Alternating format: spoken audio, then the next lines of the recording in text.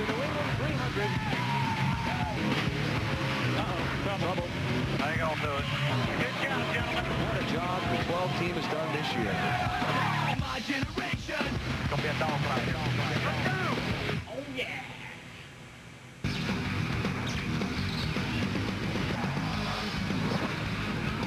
TNT Sports is live at the New Hampshire International Speedway for the 27th race of the Winston Cup season. Today it's 300 laps, 317.4 miles, and for the first time at this track, the Winston Cup Series races with the safer barrier in place.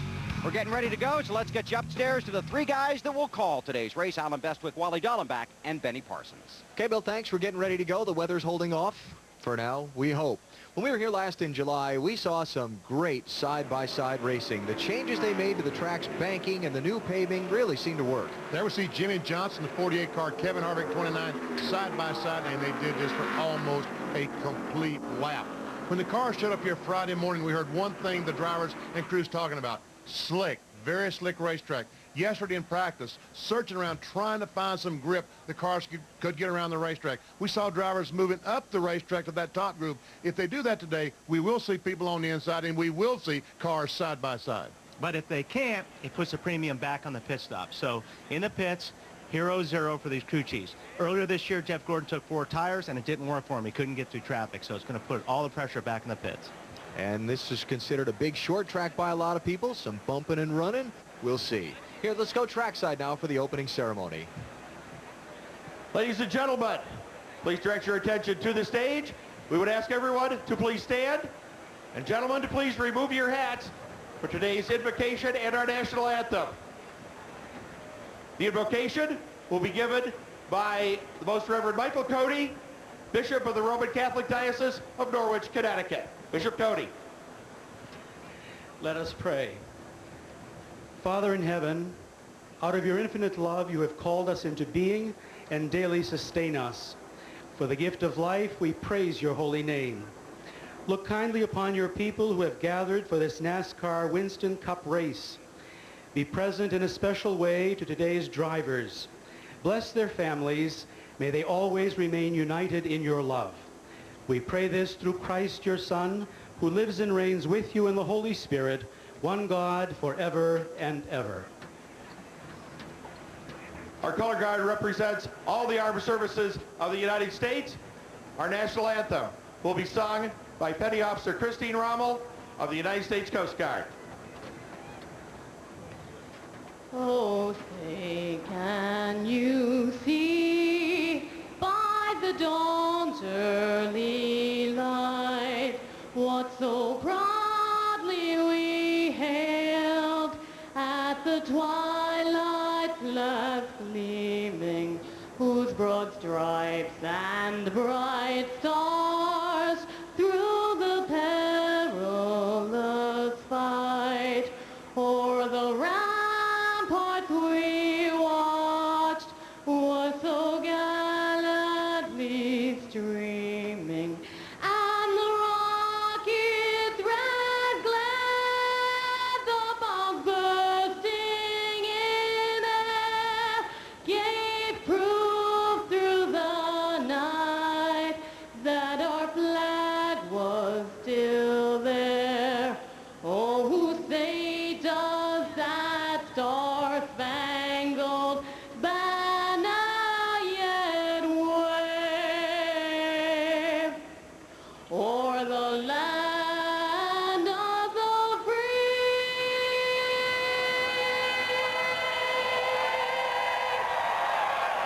and the home of the brave?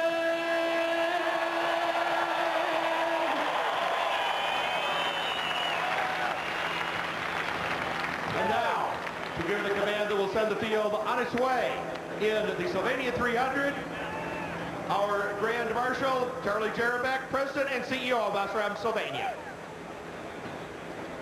On behalf of Sylvania, gentlemen, start your engines!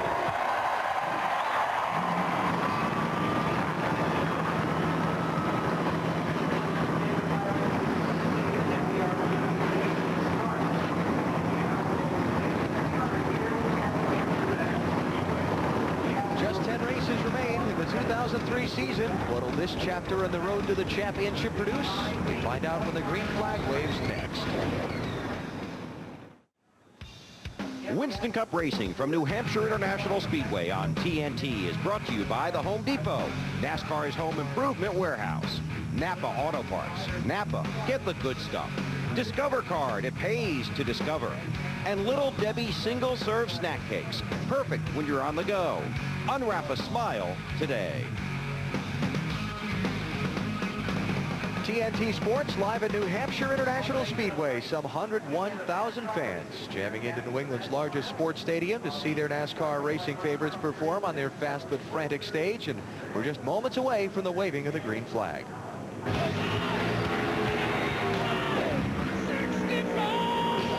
Budweiser, the official beer of NASCAR, proud to sponsor the Bud Pole Award given to the fastest qualifier at each NASCAR Winston Cup race. The Ryan Express rolled again Friday. Brian Newman breaking his own track record for a series-leading 7th Bud Pole of the season.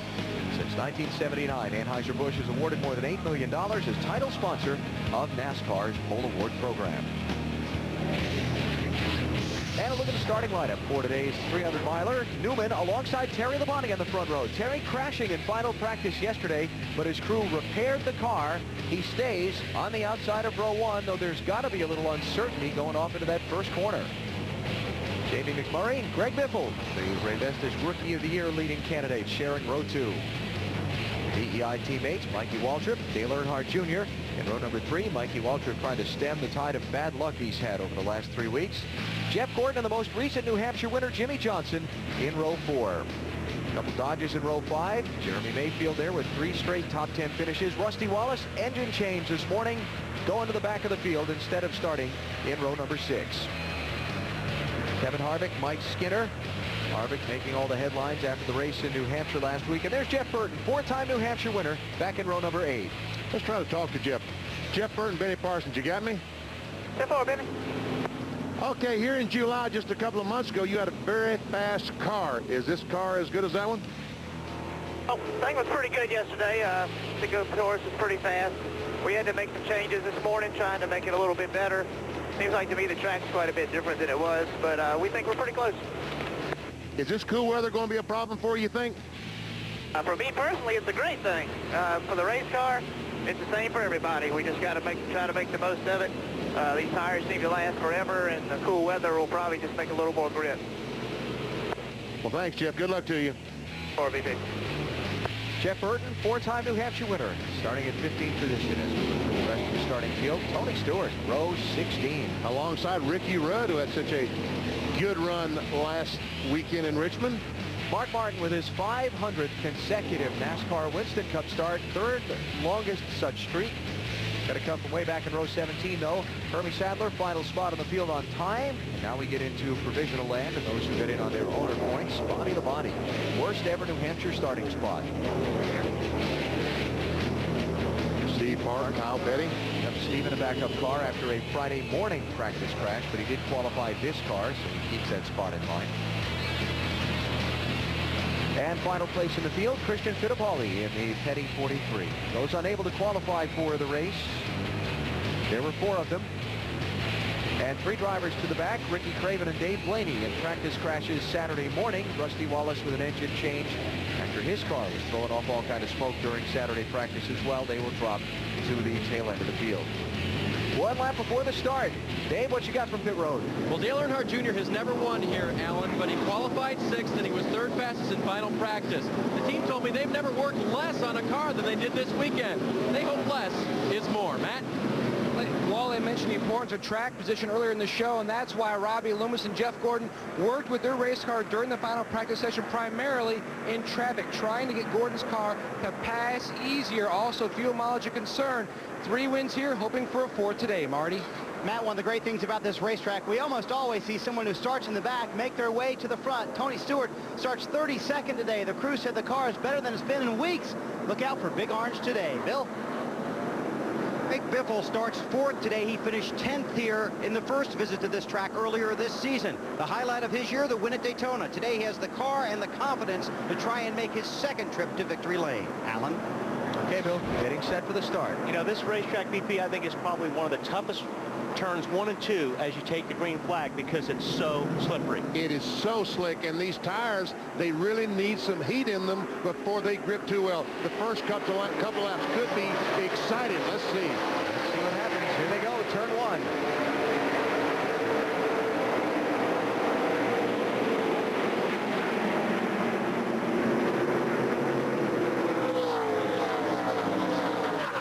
So good. Ryan Newman leads. Terry Labonte second. Jamie McMurray third. Greg Biffle fourth. Michael Waltrip fifth.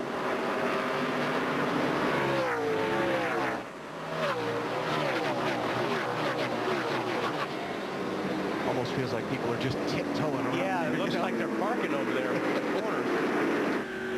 But it is. It takes a few laps to get the temperature in these tires in this place. Being flat, there's no banking to help you hold in the corner. So you do have to be very careful. And what about Terry Labonte? Changed so many things on that 5-car overnight after the contact with the wall yesterday. That's probably one reason he's lost a couple of spots since the beginning of the race. But you know, you've got to have a lot of confidence in your race team and your race car to get in at first lap after it's been crashed and repaired and just go sailing off into turn 1 on the outside like that. Well, your crew chief tells you about 100 times that morning. It'll be okay. Yeah. Believe me, it'll be fine. And Terry trying to come back on Greg Biffle. They tried to poke the nose under him off too. Settle back in line in 4th. Just behind. Well, here he goes again. And here's that side-by-side that we saw so much in July. Marty, you got something on Terry already for us? Well, I was just going to follow up on them fixing the car. They were allowed to stay 2 hours after the garage area closed last night. Then NASCAR allowed them to come in 1 hour this morning. They were here at 6 a.m. and Mike Bumgardner, the car chief, told me it's so close to how it was in the shop, Terry should not notice a difference in the repairs they made on the car. Well, it doesn't look like he is because he cruised by Greg Biffle in the 16 car. Michael Waltrip also through. Got a little bump on the back door there from Junior on his teammate. See Jimmy Johnson, the 48, going by Biffle. Also Jeff Gordon. And when I walked through the garage here this morning and talked to guys, they said the 48 car is really, really fast. Dale Earnhardt Jr. in the 8, working on his teammate Michael Waltrip in the 15. This is for 4th and 5th positions. Those guys were pretty confident down there this morning. Oh, they really liked their chances today. That 8 car they felt was really, really hooked up yesterday. And they are just in a spot where if they're going to do anything with Matt Kenseth for the championship, they've got to start to make something happen. They've got to knock off a win or two here. Junior's won once this season. That was at Talladega back in April. And he's just been kind of hot and cold last month and a half. Finished 25th at Darlington, 32nd in Michigan, 17th at Richmond. They need to make something happen.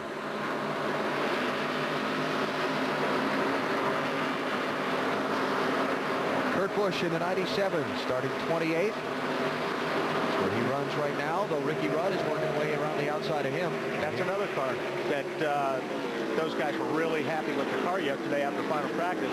Felt that Ricky was going to make his way up through the pack. On the other hand, Kurt Busch, I talked to his crew chief Jimmy Fennig this morning, and I said, how's your race car?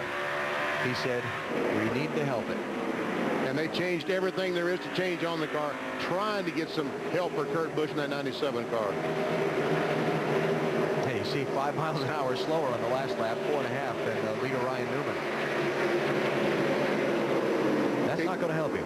These cars now have run 7 laps, so the tires are as hot as they need them to be to get some grip. So if they have a good race car, to go down on the bottom and try to pass cars, now is the time to do it. Exactly. Now they know what kind of race car they have and where it's handling and where it can run. Ryan Newman, Jamie McMurray, Terry Labonte, Michael Waltrip, Dale Earnhardt Jr., Jimmy Johnson, Jeff Gordon. That's that lead group. And you see things have struck out single file among most of the top 20. Joe Nemechek there is in 18th position in the 25 car. Hey, why don't you pay attention to who's leading this race at lap 50. You could win a trip to New York City to work as a special correspondent at this December's Winston Cup Award ceremony. It's the NASCAR Big Apple Sweepstakes. Remember who's leading at lap 50. The 41 car sure slid up there, didn't he? He slid up, and it didn't take Ward Burton in 22 long to drive under him and take the spot away. That was 16th place Ryan Newman out in front by 0.8 of a second over Jamie McMurray, Dave. And Alan, at the start, you talked about the guy outside of him, Terry Labonte, being tentative on the start. Well, how often do you hear clear when at the start-finish line? That's when Ryan heard it because Terry had backed off. So far, it's been good. A little bit tight off the corners. Matt? After that great run at the Brickyard, Jimmy McMurray was so confident coming into New Hampshire, another flat track. Same car he finished third with at Bristol. He told me this morning they feel like their biggest hindrance this year has been qualifying. Knocked down a second best ever start, starting third today. He says the car is a little loose on entry and tied off. Basically the same problem they had through much of happy hour. They do have some built-in adjustments, but he said he really feels like the strategy today will be more like a road course. When you get to that final window, that's when they're going to pit. Yeah, we're going to see a lot of crew chiefs rolling the dice on their pit strategy today. Who's going to be the hero on pit road and make the winning call? We're about 289 laps away from finding out. TNT Sports in New Hampshire International Speedway with live coverage of the Sylvania 300. Ryan Newman is the leader. You know where BP and I had lunch yesterday? Let me think. We had a Frosty, too. Look on the screen. There's your first clue. Yes. Race for the championship as we check the Wendy's race menu. Dover, Talladega, upcoming in the next couple of weeks. The Monster Mile and the world's fastest speedway. Then it's back to Kansas City. And a night race Saturday, October 11th at Charlotte. All coming up on NBC, plus some NASCAR Busch Series racing on TNT. Got a lot going for you here as we cruise throughout the rest of the season. Ryan Newman leads. Jamie McMurray is second. Then a couple, about 2.5 seconds behind them. This race for third, fourth, fifth, and sixth, with Terry Labonte trying to fend off Michael Waltrip, Jeff Gordon, and Dale Earnhardt Jr. Catches Terry hanging in there. Although his car almost looks like it wants to stop right in the center of the corner. Yeah, he's having a hard time getting through the center of the corner. And that's where you'll see the 15 of Michael Waltrip and Jeff Gordon and Earnhardt Jr. That's where they make a lot of ground up on Terry, right here.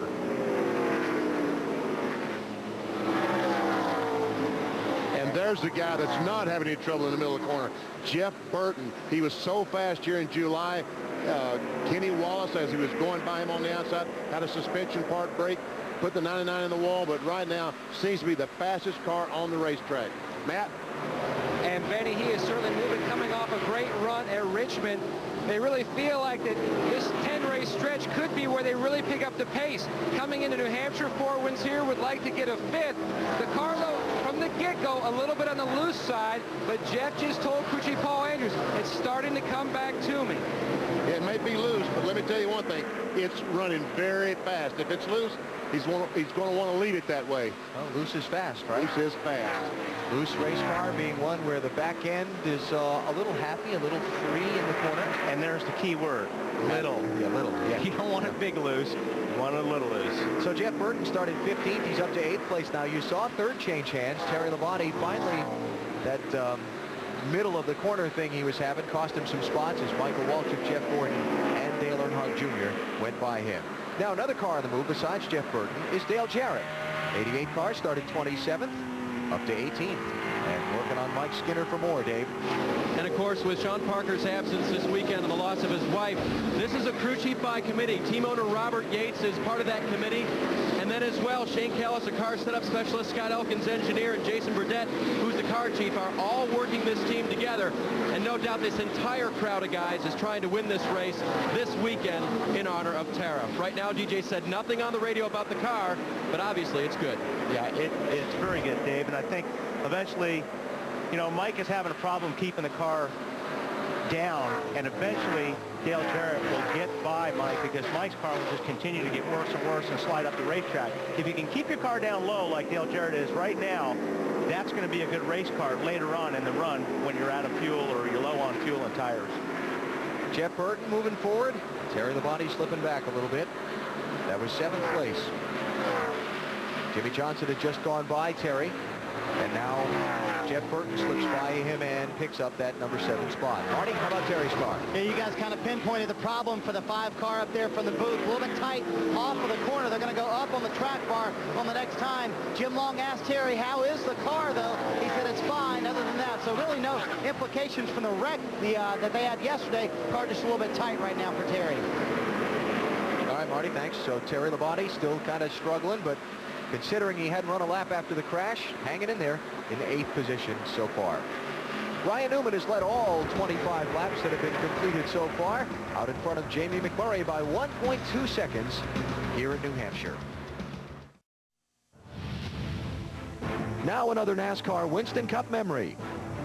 February 15th, 1976, Richard Petty and David Pearson tangle headed to the finish line of the Daytona 500. Petty stalls, but Pearson keeps his foot in the clutch and drives his Mercury across the infield grass to win the Great American Race. On NASCAR's biggest stage, its greatest rivalry enjoys its greatest moment. 33 years of NASCAR Winston Cup racing memories. NASCAR honoring R.J. Reynolds and its Winston Brands for its longtime support of stock car racing, and boy, there have been so many great memories over the years. I'll tell you one thing, if Pearson had not kept that 21 car running, that would have been a great memory for me because I finished third. You would have won, huh? Yeah. All right, sorry, BP. Jimmy Johnson, Dale Earnhardt Jr. racing now for 4th and 5th place. Jimmy Johnson, did I say Jimmy? How about Jamie McMurray? I knew what I meant to say. Did your spotter tell you? We didn't have one of those. You didn't have, so no. you didn't even know until you came back around. Oh, I knew all about it, yeah. Well, see, you could watch the scoreboard and all that other stuff, so I knew. But I also saw him moving, so I knew I was in trouble. You weren't going to get there. McMurray slipping back a little bit. He was second a few laps ago, Matty. He has faded back to 5th, Alan. Jamie came on the radio a few laps ago and told crew chief Donnie Wingler says the car earlier on was loose on entry and tied off, and it wasn't bad. But now the car is loosened and really tight from the center off. Donnie at this juncture talking about a wedge, track bar, and air pressure adjustment on their first stop. Okay. So a lot. Yeah, a lot. And then normally your car here at Loudon, New Hampshire does not get better. Wherever it starts off, it's just going to magnify the problem as you go on. You burn the fuel off, burn the tires off. Bill Elliott, the 9 car, goes by LaBonte in the 9th position. And, you know, that takes all that strategy away as well. Because when they stop and make changes, they really, truly need to change 4 tires to tell how the car is going to be. They can't really safely change 2. A lot of them don't want to take that gamble to change 2. Our Stacker 2 NASCAR Winston Cup track back got 101,000 on hand here today for the 18th NASCAR Winston Cup race at this track. 18 races, 18 sellouts. Great race fans here in New England. I say that somewhat biased because I'm from New England, but there are thousands of race fans here. Even remember when we ran Thanksgiving weekend, the place was packed. And they always have been. I ran at Langhorne, Pennsylvania back in the 60s, and that place was sold out for a modified race. That was a tough place. Now Pennsylvania is not New England, but... Well, it's northeast. Oh, okay. Close to north. Jeremy Mayfield working on Sterling Marlin here, and this is for 13th place. Mayfield started 10th, slipped back a couple in the opening laps. Now he's trying to get some back. Sterling Marlin started 9th. He's lost a few positions in the opening go also. Turn 2 here reminds me of turn 2 Richmond. When you're on the bottom, it's so hard to stay next to the guy getting off the corner. 5th place change in hands. Jimmy Johnson by Jamie McMurray. And look at this. Ryan Newman, the leader, is in traffic already trying to get by cars, and right behind him is Michael Waltrip at 15 and the 24 of Jeff Gordon. Things closing up as they get into the traffic. They went by Hermie Sadler, Christian Fittipaldi. Now trying to put Kenny Wallace a lap down, which they do, and Todd Bodine next up for the leaders. And let's don't forget about Junior. He's right on the bumper of the DuPont Chevrolet. Bill, what's Jeff Gordon saying?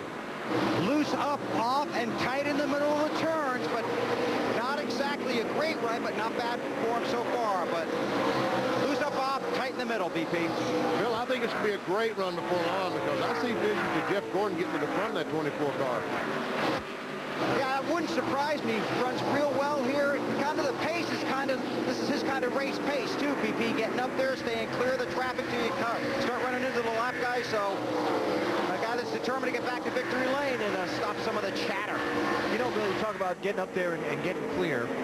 I had an interesting conversation with Robbie Loomis this morning about this 24 car. He said, and remember, he dominated a lot of the July race here in the lead, but when he got back in traffic, he couldn't go anyplace. Robbie said the mistake we made in July wasn't changing 4 tires on that last stop.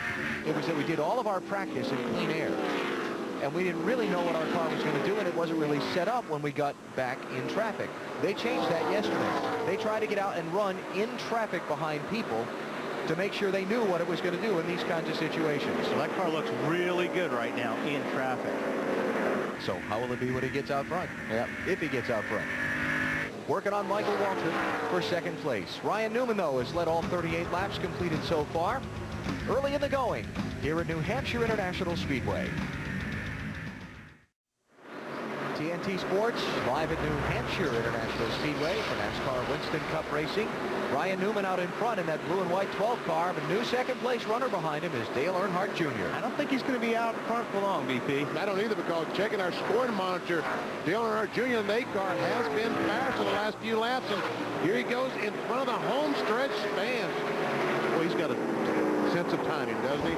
Takes the lead. First lead change of the race. Dale Earnhardt Jr. Well, maybe not for long. Okay. Earnhardt Jr. out in front. Newman back to second. Michael Waltrip third. Jeff Gordon fourth. And Jimmy Johnson fifth. Rest of your top 10 are Jeff Burton, Kevin Harvick up to 7th. Jamie McMurray, Matt Kenseth up to 9th. And now Bill Elliott runs in 10th. I talked to Tony Uri down in the 8 pits this morning, the crew chief, and he said they set this car up a lot like Make an adjustment, we'll change tires, won't be too much. their NASCAR Busch Series car they had so much success with, and they said they're going to try it here in Loudon, and so far, so good.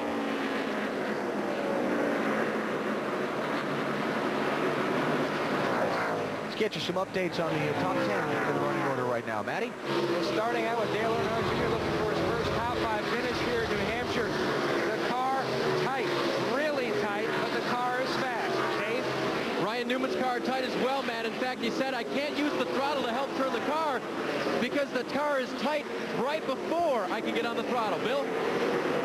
Michael Waltrip battling a tight condition, wants to take air out of both of his front tires to try and improve the handling condition.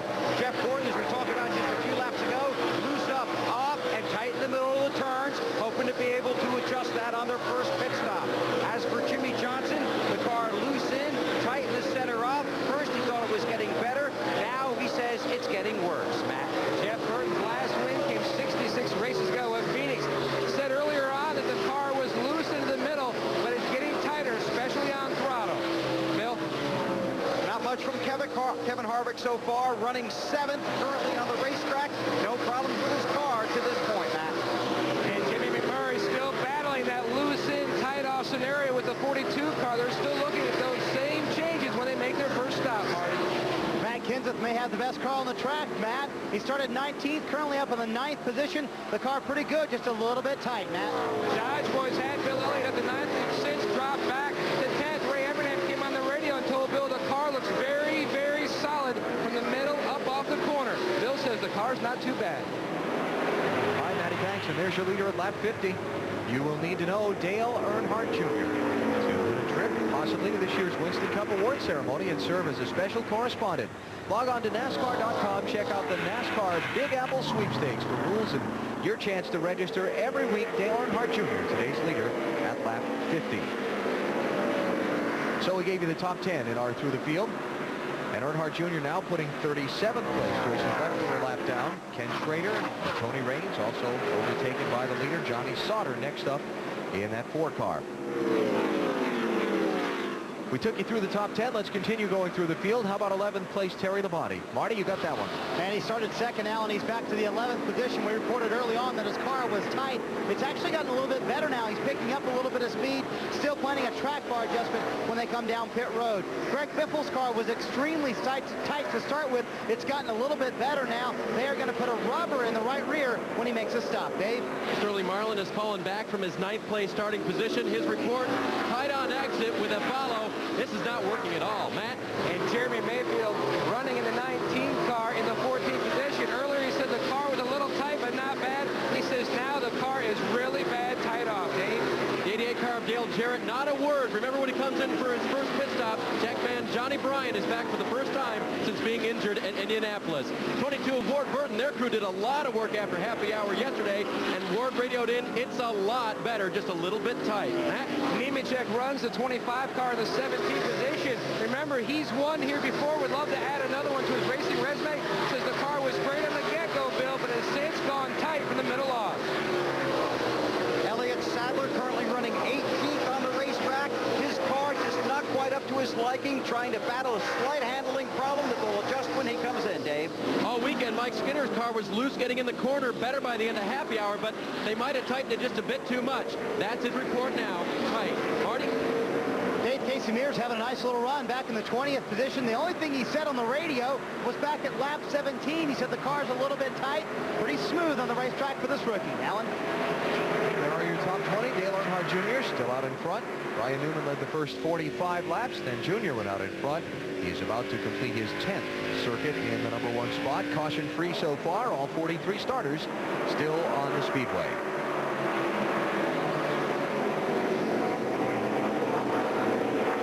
Five laps have been completed. Junior works lap 56 at New Hampshire International Speedway. You're watching NASCAR on TNT. NASCAR's Race for the Championship live on TNT Sports from the sold-out New Hampshire International Speedway, located in the township of Loudon, just to the north and east of the state capital, Concord.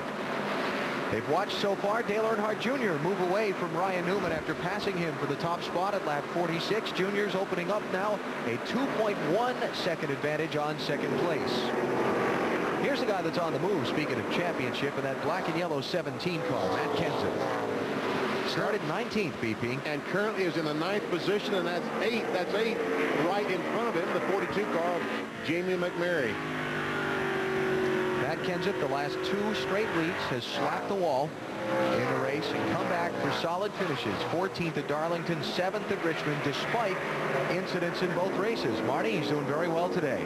Hey, he's doing really well, Alan. He came on the radio very early on and told Robbie Reiser, his crew chief, he said, you know, I think this car is going to be really good on the long runs. I just feel it. And then he came on the radio a little while later and said, we're just a little bit tight, Robbie, but let's not play with the chassis too much. And Wally, when you have a really good car, you're kind of afraid to mess with it, but you also have to keep up with the racetrack, don't you? Doesn't the racetrack change as the race goes along? Absolutely, but that's the biggest thing. It's human nature. You don't want to mess with the race car. You hope they put the same set of tires on the car, or a set of tires that is just as good. So, yeah, you'll tend to make smaller changes right now if your race car is good. Even though the track will change, you don't want to dial yourself out.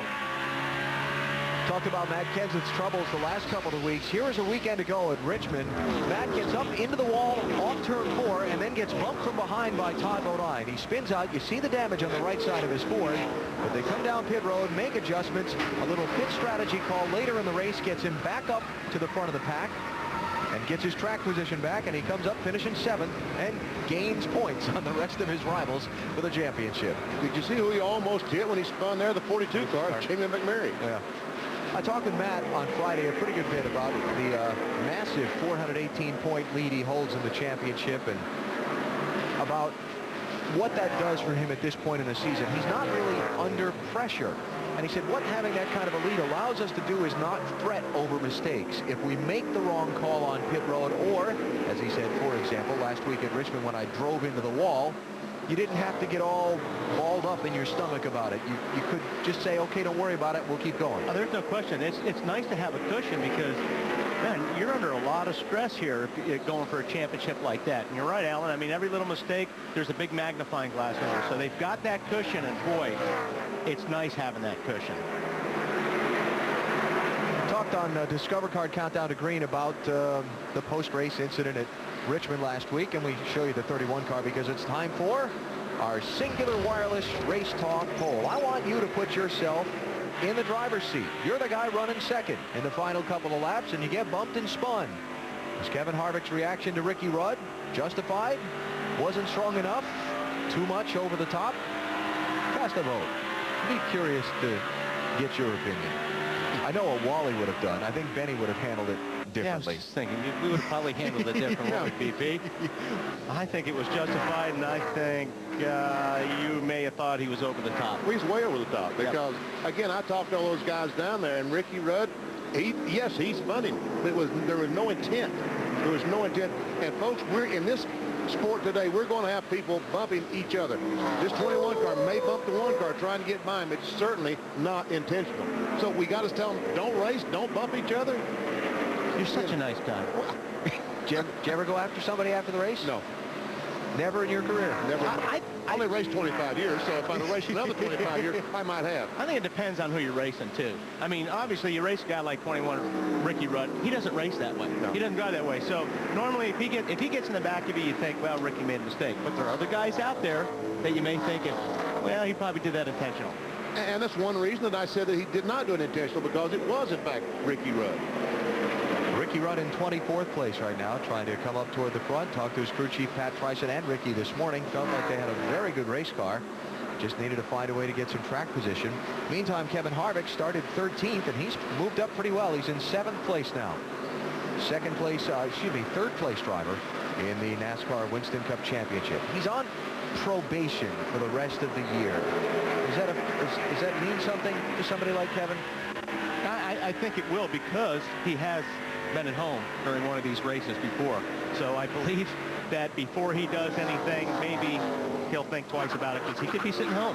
Well, that's right. He could, because he certainly can't have a situation like he had last week at Richmond, because he will not race in the next race. He will have to sit home. Bill, what's your opinion? I'm with you there, BP, on that. You got it. You know, they asked him yesterday in the media center what probation means. He just kind of shrugged his shoulders, and then later on, we were talking to Jeff Gordon about it. He goes, you got to mind, you got to pay attention to what you're doing.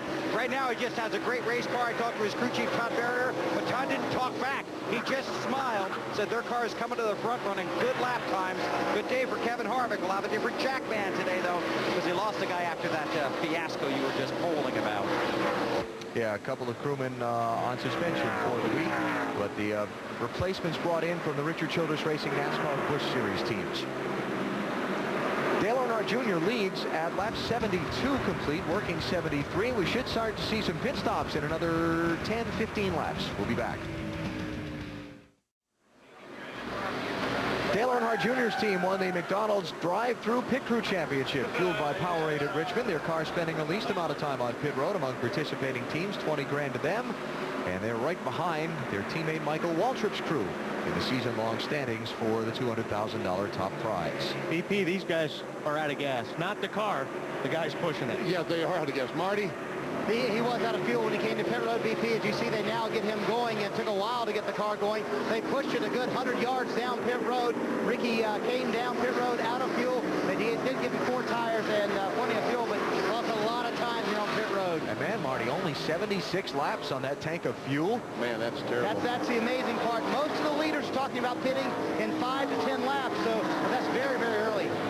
And he lost 4 laps because of that. And his troubles are going to compound because he's going to have a drive-through penalty coming down pit road at the 45-mile-an-hour pit road speed limit because he was too fast when he came in. So he's going to lose 5 laps. Car wasn't running, tachometer's not working, no way to measure his speed.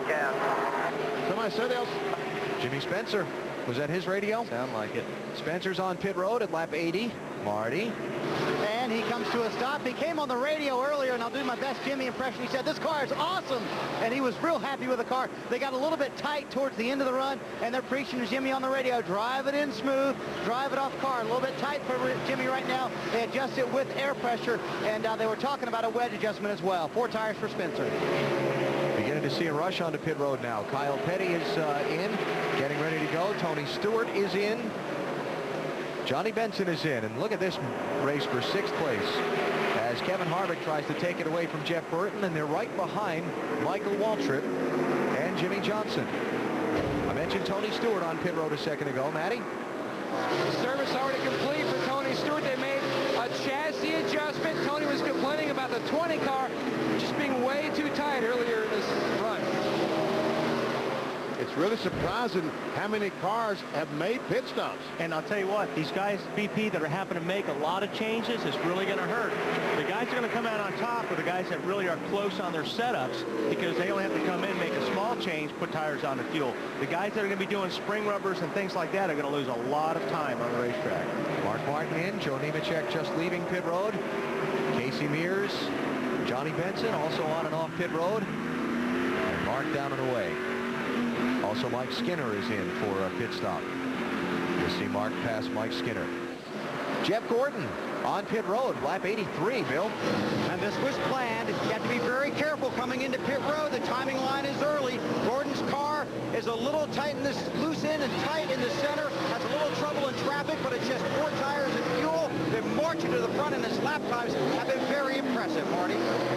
Bill Kurt Busch has just really struggled today. His car has been tight. They go up on the track bar. Right there, you saw that adjustment. The biggest problem for him, no power steering.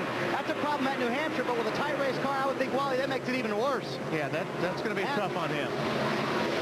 And Dale Earnhardt Jr., a bad entry. Earlier he came on and said to his team, where is my pit stall? They even held out the signboard. Jr., a little bit outside of his box. They come around the left side. Bill Dry trying to get those lugs off. Kevin Tuber-Manel jacking up the car. As a 42, and Jimmy McMurray's in as well. Junior's down and away. Dave? 12 car, Ryan Newman, tight from the middle, off the corner. Wedge adjustment already completed. Air pressure adjustment as well. Team trying to get him on and off the pit road as quick as possible. Good stop for the 12 bunch. What a terrible stop from Junior at 18 seconds. When you don't get in your box square, you mess the timing of your crew up, right? Oh, that's right. And we see Greg Biffle in the pits. Looks like they've got some trouble on the left side. Is he out of fuel? You stalled it. Well, there comes the ether. Yeah, he's out of fuel. The reason why Junior could get away with that, though, the way he did, I mean, it did hurt his pit stop a little bit, but he's got an empty box in front of him. Out of fuel for the 16, and he got it refired by himself. That's pretty amazing. They did spray ether in the car. The car was extremely tight. They went up 2 rounds on the track bar, Bill. Michael Waltrip on pit road wanted the air pressure reduced in his front tires, gave him a little bit more fight. He's got 4 new tires and fuel. He's on his way. We're waiting for Jimmy Johnson. Yeah, Jimmy Johnson now the leader. Matt Kenseth second. And Jimmy Johnson slowing in turn 4 and will come to pit road. You see Rusty Wallace leaving, Dave Blaney on and off pit road. And here's the leader in, Bill. And his crew chief, Chad Knaus, really likes this pit stall. Says it helps him control the race. Chassis adjustment for him. Remember, he was tight, thought it was getting better, was not, ended up getting worse and worse as they went along. So he's got 4 tires and fuel and the command to lead. Elliott Sadler comes on pit road. You'll see Jimmy go by him. And so Robbie Gordon will take over the lead, not yet having come to, excuse me, Matt Kenseth will take over the lead, not yet having come to pit road. And now here comes your championship leader in. 45 miles an hour, today's pit road speed limit. And the pit road speed line, as Bill Weber mentioned, just like at all the other tracks this year, moved way out farther toward turn 4 than it used to be. Drivers have to get used to that. Marty? They stayed out the extra lap on purpose, Alan. They wanted to get the 5 extra bonus points. Robbie Reiser told me this morning if it comes down to fuel mileage, I think we have the advantage. They can go as far as 95 laps on fuel. A little bit tight for Matt. A pound out of both left side tires off pit road. Great stop, 13.9. Robbie Gordon is not pitted. Steve Park is not pitted. Then the lead will cycle back around. And Jeff Gordon got off pit road ahead of Dale Earnhardt Jr. And that's where the top 2 will be, right there, once the cycle of pit stops is completed. And I said that, and we see Junior going by Jeff Gordon, and I said it was a terrible pit stop by Junior's team, and that's true, but you're right, it was not the fault of the team, it's just the way that he positioned the car on the pit road. Man, what happened? How come Junior come in so crooked? Well, first off, Eddie, he wasn't counted down to his pit stop. First, let me show you that the pit stop was legal. You can see this is a car that all the NASCAR officials carry with a number of the penalties and rules. You can see this is how Junior's car pitted. The back end was out, but it was legal. Now, why Junior stopped like that is very simple. Now, we told you about 20 laps before his stop. Walt Smith, the pit crew coach, held out Junior's pit board sign so he could see where his stall was. But Tony Uri Jr. didn't count him down. 3 pits away, 2 pits away. There you go. He just told him you are 2 stalls past Jeremy Mayfield. That's why Junior almost missed his stall. Next time, Tony Jr. will count down Dale Earnhardt Jr. And you know what? When you come down pit lane and you see 30 boards hanging out and you see all these different colors, everything just blends in. It's difficult to find your pit. And when I always have my guys say, hey, you're 5, 4, 3, 2, that really helps you. Here you see him diving in his pits, but it's really tough. Just because that sign's hanging out there, it's not that easy to pick up. See, as you come down pit lane, see all those colors? Come on in here, right here, right here, right here. Right there. you pick that 8 sign up at the last second. That's right, the last second, because everything kind of blends in, all those colors. You'd think a red car would be easy to see. It just kind of blends in with all the rest of them. And so Dale Earnhardt Jr., although having the longer stop, got out past Jeff Gordon, as you saw a couple of laps ago, and now Jr. back out in front of Gordon as Steve Park and Robbie Gordon have made pit stops and cycled things completely around. It's Earnhardt Jr., Jeff Gordon, Ryan Newman, Jimmy Johnson, and Michael Waltrip, the top 5 after the stops. And Jeff Burton, Kevin Harvick, Bill Elliott, Jamie McMurray, and Matt Kenseth into the 10th position. The hardest part about this racetrack is when you drive down in the corner, you watch Junior drive down the corner, you roll off the throttle, you hit the brake a little bit, and you let the car roll. You can't get back on the throttle until the front of the car stops to slide. And that's where most of these guys are going to be battling today, is trying to get some grip in the front of that car so you can get after the throttle early and get off that corner. And look at those cars all about to be put a lap down by Junior. Bobby Labonte, Kurt Busch, Johnny Benson. And see, Junior's getting after the throttle. That's why he makes that big gain on the center and off the corners, because he's getting on the throttle earlier than all those other cars. Ryan Newman, the 12 car, goes by Jeff Gordon, moves into second position, and takes off in the pursuit of the 8 car. Earnhardt Jr. out in front here at New Hampshire International Speedway, closing in on the 1/3 mark of the race. At the 1/3 point of today's Sylvania 300, Dale Earnhardt Jr. leads. Now Jeff Gordon back into second. Ryan Newman, Jimmy Johnson, and Michael Waltrip making up the rest of the top 5 as the leaders come through some heavy traffic. Did you say Ryan Newman, Jimmy Johnson? It just might be Jimmy Johnson, Ryan Newman, and then Michael Waltrip's also in the mix in that 15 car. Ooh, he's going to get blocked. Jimmy Not Johnson's going to get so fast. locked in there. No. Casey Mears, 29th place, a lap down. Newman let him off the hook on that one, BP. Now, Michael Waltrip, is he boxed in? No, he's not, and here comes the 99 car trying to get by the Ryan Newman automobile. So Ryan Newman passes Jeff Gordon, and then a couple laps later, his car's handling falls off all of a sudden, and he's sliding back. I'm not sure if his car, if he lost his handling, or he really gave those guys a break, not boxing them in, and I think he lost his momentum in a few spots. Be interesting to see, though, how many changes they did make on that 12 car during the pit stop. Sound like they were making a lot. All right, ask for your responses to our Singular Wireless Race Talk poll. A little while ago, those who are going to respond have responded and say that Kevin Harvick was over the top. This might be the first time I was in the majority. You win, BP. Appreciate your participation. We'll do it again next week. Matt Kenseth on the move, Winston Cup Championship leader, just took 9th place from Jamie McMurray. 17.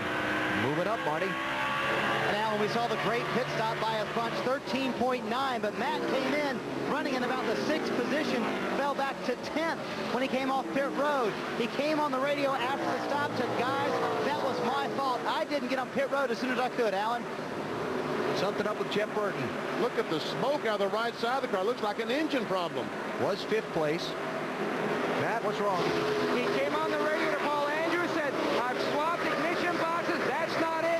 I believe it's something in the valve train. You can see the car smoking excessively as it goes into turn 1 and 2. Yeah, that's terminal there. Yeah, that's not going to fix itself.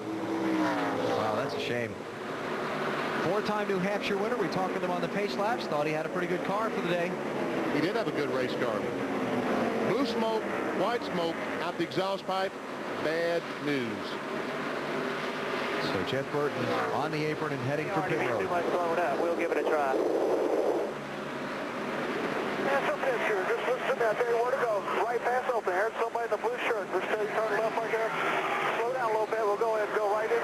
Right in. They're going to pop the hood and take a look, sounds like. Take him into the secondary garage here at the track that the Craftsman Truck Series used this weekend, and have a look at it. So, one contender sidelined while Dale Earnhardt Jr. continues to lead. We are caution-free, and we're past the 1/3 point of this race, which begs the question, has there ever been a caution-free Winston Cup race here in New Hampshire? And the answer is no. no. guess what? There will not be one today. You're fairly confident in that? Fairly confident. Okay. Fewest cautions in a Winston Cup race here would be 2. July 1997.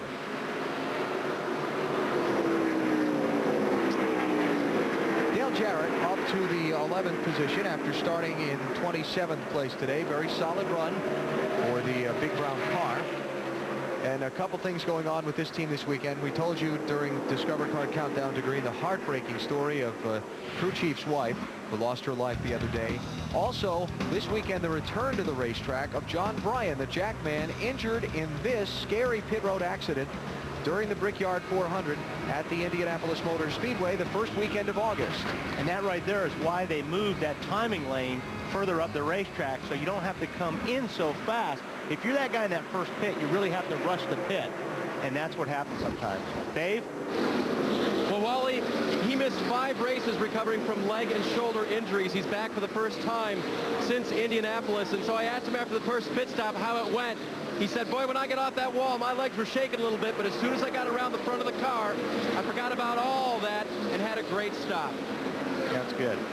And that's what happens. You know, you're always antsy, you're always a little bit antsy when you come back for the first time after injury or even being away for a long time, and you hope you can do it. But boy, once you get in the action, you never forget. Change for second place, Jimmy Johnson and Michael Waltrip around Jeff Gordon back in the garage. Matt Yoakum's with Jeff Burton. A very frustrating day for Jeff Burton and company. This team has made up so much ground starting with Daytona with 5 top 10s. I know it's got to be frustrating. Well, it really is. We had a car today I thought that, with the right changes was capable of winning. Just trying to be patient there early and I don't know, single car forward was good. We just, it's kind of the way the year has gone. When we get a really good car, we have problems. The last 3 months, we put ourselves in contention to win races. We just have things like this happen. But real proud of our guys. They keep working hard, and our engine guys are doing a great job. Great horsepower. We just had something great. Any idea what broke in the motor, Jeff? If I had to guess, it was probably a valve spring broke, and then a valve broke, and it'll still run. But we went ahead and stopped because if we stop, we may can fix it and then get back out. If I kept running, it would have blown up for sure. Great battle going on between these 3 cars. And, Matt Kenseth, Jeff Burton is in the garage area with an engine problem. And while we were interviewing Jeff Burton, the 16 car pulls in, raises the hood. Is it the same problem, Marty? VP, I would be concerned too, but this is the oil pump belt. It came off on the racetrack. Some debris knocked it off. They will try to put it back on here and see what they can get out of the engine for the rest of the day. They did not run too long without an oil pump belt. Greg brought it in as soon as he noticed the problem. Harvick gets in the back of Newman. Yeah. That's racing for 5th place there, Wally. Yeah. See Greg Biffle behind the wall in his car as the team attempts to effect repairs on the 16. I'll tell you what, Harvick's car is really, really good in the center. It was that last run. It looks like it still is. He can really run through the center of the corner very quick. Wasn't very good on the restart, Wally, but it's gotten better. They went down too much on the air pressure. Will add an extra ½ pound next time he pits. So they went down to the back, Bill, or? Yes. Okay. Does it seem, watching Ryan Newman, like he has a lot of troubles in traffic? Remember last week in Richmond, once he was okay for most of the night, but then once he got the lead, he left the field. Is that one of those clean air, dirty air cars again? It could be. Gets around these lap cars is where he does all of his struggling, it seems like. Dave, am I onto something there? You certainly are. His radio traffic just a little while ago. I'm a little tight off the corner, but Matt, I'm really struggling in traffic. That's to Matt Borland, his crew chief. Okay. Thank you for the vindication. And we talked about Greg Biffle knocking off the oil pump belt. It's stuff like that, just clumps of rubber. Any kind of debris can come up and knock that belt off. As a matter of fact, let's go inside our Home Depot virtual garage and show you what we're talking about. As we skim the shell back on the car, there's the oil pump belt, the green. Now, a piece of debris comes off the racetrack, goes in there, breaks the belt, and away it goes. When this oil pump stops turning, then there's no oil going to the connecting rods. The pistons inside the engine, pretty soon it gets so hot that it just locks up. Hopefully Biffle saw the oil pressure before all that happened inside, but I doubt it. It didn't completely turn red, just a little bit. Yeah. Marty. Wally tried to get it to pit road as soon as you could, Greg, but was it too late? Yeah, it was too late. I saw the oil pressure light come on down there, and I shut it off. I didn't want to cause a wreck, so I drove it around the corner there, shut it off. Too late, oil pump valve fell off, but it's too bad. I had a pretty good car. We're going to have to get a gas gauge, so got to quit running out of gas if we're going to win this Rookie of the Year deal. There you go, and he said he saw a little bit of debris on the track, and that's what caused it, BP. You're all over it. Yeah, I'm going to go back to what Alan was talking about, BP. You know, when your car is really, really good by itself, that's all aerodynamics, or most of it is. And I think probably what these guys are doing, like maybe what Jeff Gordon was working on, is having to get more mechanical grip and not rely on the air, you know, pin in the nose so much. And changes for next year's cars were announced earlier this week by NASCAR, in which they're going to trim some of that rear spoiler off the car. Going to be 3/4 of an inch off the rear spoiler of all the cars for next year for all the races. And they're going to work with Goodyear on bringing out some softer tires to try and get more mechanical grip back into the cars and be less reliant on the aerodynamics. You've got to make these cars where you've got to come in and change tires, I think. I mean, I think you have to make them to where you have to change tires like it used to be. Yeah. When you ran a whole tank of fuel out of these race cars, they were not handling, and you had to come and change 4 tires. It wasn't even a question of leaving tires on it. These spoilers, these rear wings on these cars now about 6 inches tall next year. As what Alan said, they're going to reduce them. Back 20 years ago, they were 3 inches tall, 3.5 inches tall, half the spoiler that we have now. So I do think that it's a step in the right direction, getting these cars less dependent on air. So Kevin Harvick, after working Ryan Newman for a long time, finally gets 5th position away, and here comes Bill Elliott kicking Newman back to 7th. Dale Earnhardt Jr. is out in front. We are 120 laps complete in the Sylvania 300 at New Hampshire. Winston Cup Racing from New Hampshire International Speedway on TNT. Brought to you by Walmart. Always low prices. Always. Viagra. Ask your doctor if Viagra is right for you. And Yamaha, makers of fine motorcycles and ATVs. Nobody's more in tune with motorsports than Yamaha. Caution flag is waving. First time today here at New Hampshire International Speedway. Debris on the backstretch. And a huge break for Rusty Wallace, Tony Stewart. Those cars were right in front of the leader, Dale Earnhardt Jr. First yellow of the race. We'll be seeing a lot of pit stops right here. Yes, we will. Now, everybody was just before lap 100. They've run 45 laps. We're going to see any 2-tire changes here? Probably. I believe so. Okay. I would agree. But let's see who. Earnhardt Jr., Jimmy Johnson, Michael Waltrip, Jeff Gordon, Kevin Harvick, your top 5 coming in. Oh, trouble! Jeff Gordon! Jeff Gordon and Michael Waltrip tangling. Gordon trying to go through Waltrip's pit to his stall, Bill. Yeah, a lot of confusion down here now. Jeff Gordon trying to back out of the way. This pit stall down here is a very, very tight one. Gordon is away, Waltrip's away. They continue to work on the 48. We thought at the beginning of the race there could be problems with these tight pit stalls in the stopping line. Dave? Loose in, tied off for Ryan Newman, a wedge and track bar adjustment. They were waiting to see what happened on the end of pit road before they decided on 2 or 4, and they only took 2, and not all the crew was ready for that. Yeah, Michael Waltrip only got 2 tires. Jimmy Johnson took 4. I think a lot of guys got 2 tires there. And once again, Jeff Gordon had no choice but take 4 tires because I had no idea that 15 car was coming in there. Check it out. Michael Waltrip's in front of Jeff Gordon, and his pit is the second one. He's got to go around Jimmy Johnson. And Jeff tried to... Whoa! Oh, man, look at the 48 guys right up on the hood of Jeff Gordon's car.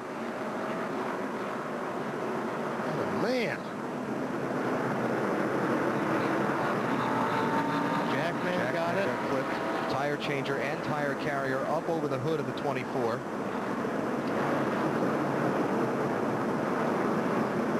Chris Anderson is the jackman on the 48 car.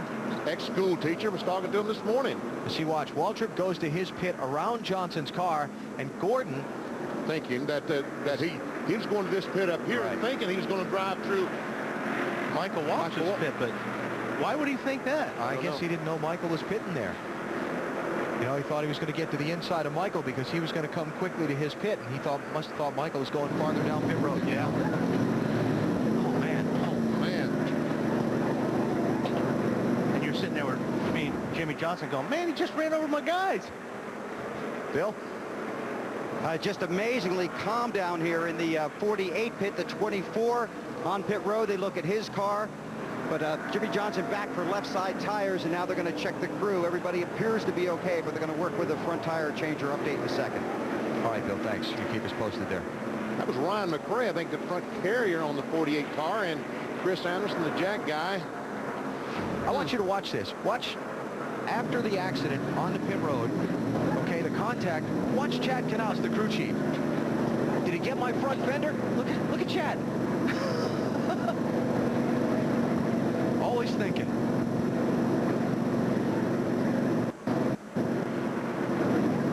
Yeah, he could have been looking for some of the crew guys. No, I think he was looking at the fender. I think so, too. Under caution here at New Hampshire International Speedway on TNT. Cleanup continues under caution at New Hampshire International Speedway. Here's what that Jeff Gordon was trying to do. Here's his pit. As he comes down pit road, he did not realize that Michael Waltrip was pitting there. When Junior comes down pit road and starts to slow down to obey the speed limit all the way down pit road, watch the 8 car as he comes down. Now he slows down to the 45 miles per hour.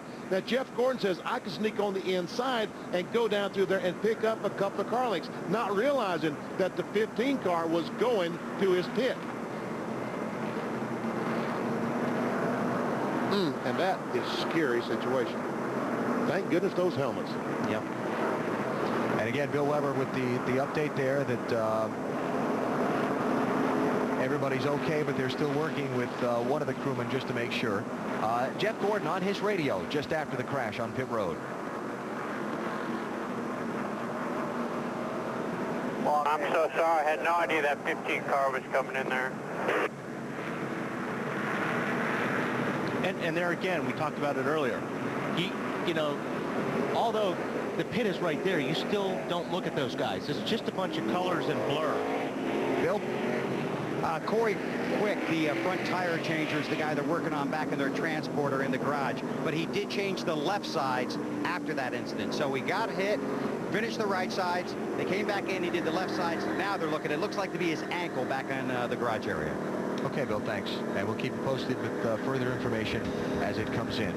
Cleaning up the track still, so we're under caution in New Hampshire, and we'll be back on TNT. Still picking up a lot of that rubber debris off the track. We remain under caution here in New Hampshire. NASCAR Busch Series update. No race this weekend, but a great championship fight as they head to the Monster Mile in Dover, Delaware next Saturday. You'll see it here on TNT. Craftsman Truck Series raced here yesterday. Jimmy Spencer edging Carl Edwards for the win in what was a very exciting race. And their championship is also extremely close. Brendan Gaughan taking the top spot from Travis Kvapil. Just 9 points between them, though. Bill. Okay, just to update, that's Corey Quick. They are taking him to the infield care center. He just had a big smile on his face. It's just a bruised shin. A bruised shin, so they're going to take a look at that and maybe send it back out here, and we'll see.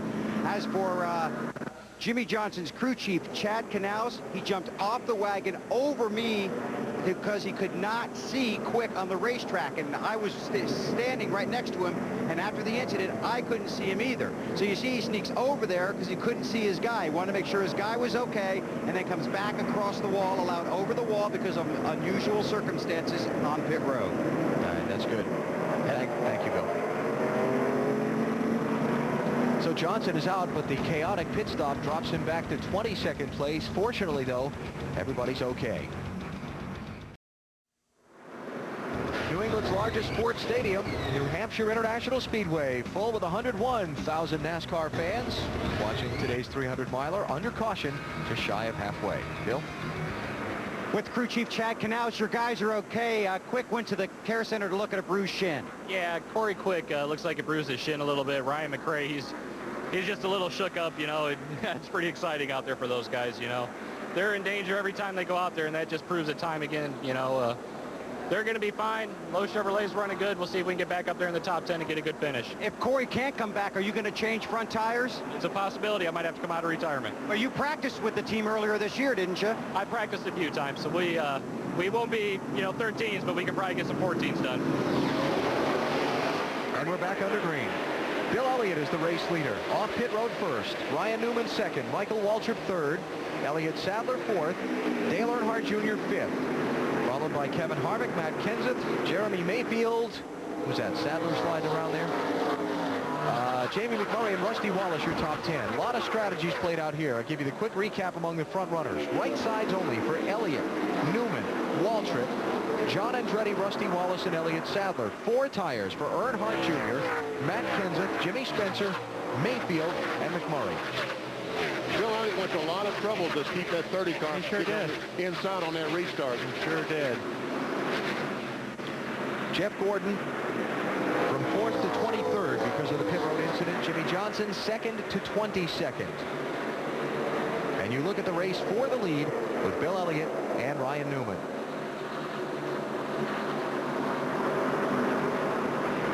Yeah, stories of this road today, this race today, a lot of green flag racing and some incidents on pit road. Dale Jr. with the troubles getting to his pit box on his first stop, and now the accident here on this second pit stop. Oh, Bill gets a little loose down the corner, leaves the opening for Ryan Newman. Hey, Matt, is Elliott complaining about the car whatsoever? Well, Benny, he liked the race car before that stop. No adjustments when they made that stop, just right side tires only. In fact, Ray Evernham said the car looks great down in turns 1 and 2, and you are killing them down in 3 and 4. That was before that stop.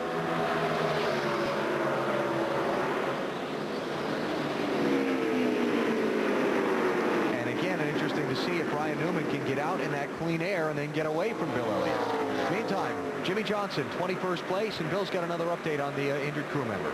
Yeah, just wanted to answer Benny's question he was asking during the break. Chris Anderson, the Jackman, is okay. He said, I'll be a little bruised tomorrow, but he was able to smile about it. Well, good. Good. Ryan McRae used to race against Ryan's father out in California, Rick McRae. Good news there. Everybody's basically okay. Well, that car, I don't know what it's doing, but it does look loose. It does. I mean, I don't know if he's tight getting in, and that's why the car's getting loose, but Bill Elliott's car is certainly loose in the center. Bill was running in the top 10 in the final 5 laps of the July race here and had to stop for fuel. He wound up finishing 31st. Matty? And what happened in that race, Alan, the drive brake actually hung open, and when Bill was turning left and right, cleaning the tires, the extra fuel was sloshing out of the drive brake. That's where they lost that fuel. That's why they had to pit with 5 to go. And it cost them big. 31st is not what they should have had that day. Check Elliott's out of the 38 car. Yep. It's a new country heard from.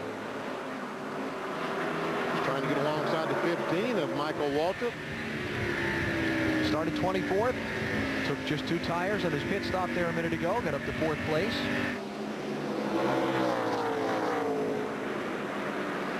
And Michael Waltrip trying that very, very bottom line. We see most guys, when they're not being challenged, run a lane up from the bottom like Michael is there, but last time down in 1 and 2, he experimented with going all the way to the yellow line. He's searching. Yeah, well, he's not really gaining, and he's trying to figure out where his car will stick. So if he does get to the back of the 12 car, he can try to make a pass. But it seems like they're all winding up in the center of the corner. Ryan Newman, our pole sitter today, running second right now. Our Walmart NASCAR Winston Cup race fact: the man who started on the pole has won only 2 of the 17 NASCAR Winston Cup races here at New Hampshire. The 2 winners from the pole, Jeff Gordon and Ryan Newman. This race 1 year ago. Jeff Burton, though, started 38th in 1999 and won. They want after they run a few laps. Elliott is starting to put a little distance on Ryan Newman. It's not much. Oh, Ward Burton into the wall. That's turn 2. And the caution flag is out. Ward was running 19th. Wow. What was that? Uh-huh. That wasn't.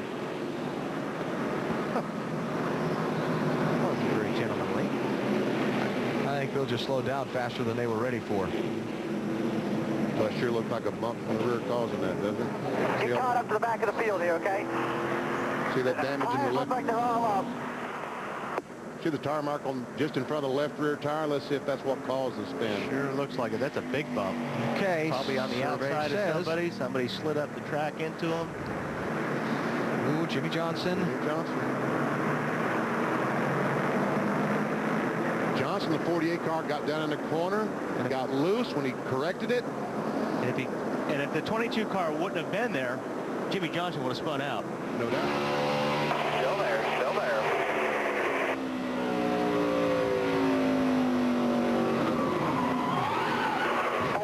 Got us, guys, right in the door. And Ward testing the safer barrier, newly installed here at New Hampshire. Now Bill Elliott slows up, coming to the caution flag, and Ryan Newman and Michael Waltrip. Oh, wait a minute. I think Newman was trying to keep Waltrip behind him. In the meantime, he passed Elliott. Bill?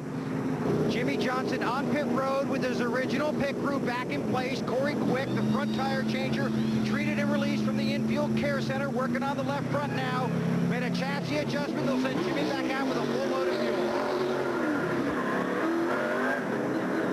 Tony Stewart, Robbie Gordon, and now Ward Burton on pit road under the caution. Dave?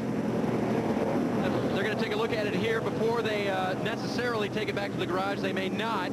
So let's see if they can pound it out well enough. And they just made a wedge adjustment for the car that actually been running fairly well, but you saw the contact on the track that sent him into the wall. That spoiler's got a serious wedge adjustment right there. It's got a wedge E. Under caution for the second time here at New Hampshire International Speedway, Dale Earnhardt Jr. hanging in there. I fell into a burning ring of fire. I went down, and the flames went higher. And it burns, the ring of fire, the ring of fire.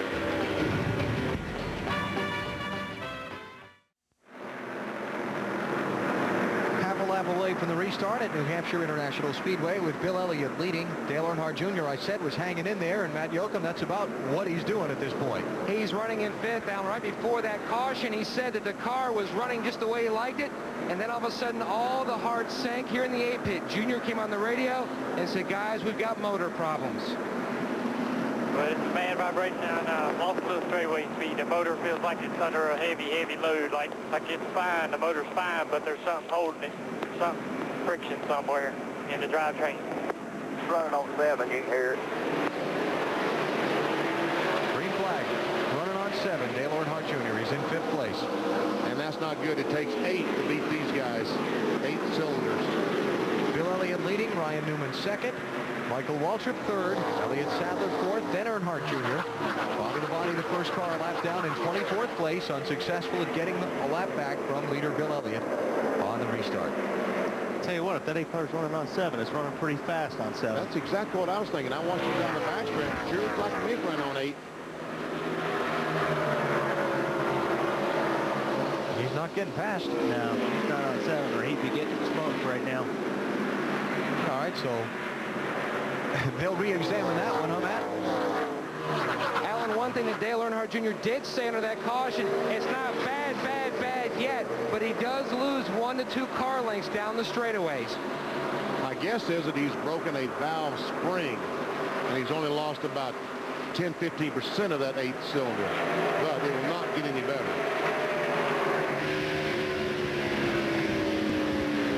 So Junior trying to work his way around the lap traffic and keep in touch with the yellow car up there, Elliott Sadler. That's the next position ahead for him to gain 4th spot. Matt, you got more? And Benny's exactly right. Tony Eury Jr. and Jeff Clark were consulting about the problem. Tony Jr. said, we believe it's a valve spring. Okay. See if he's able to nurse it through the rest of the race, or if it'll start to develop further problems as we go. But Junior, 2nd place man in the championship, potentially having more problems here today.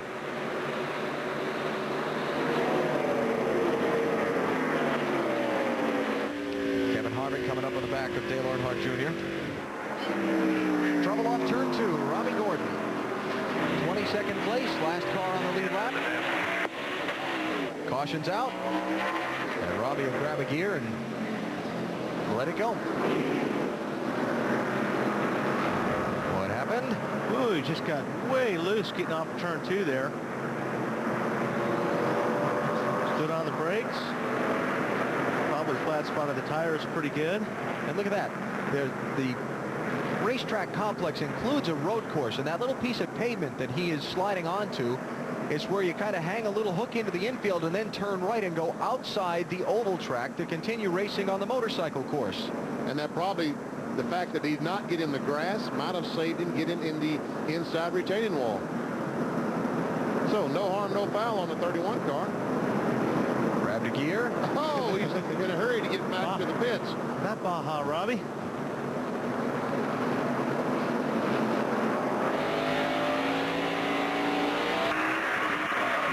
All clear, all clear. He just spun out coming off 2. We did not hit nothing.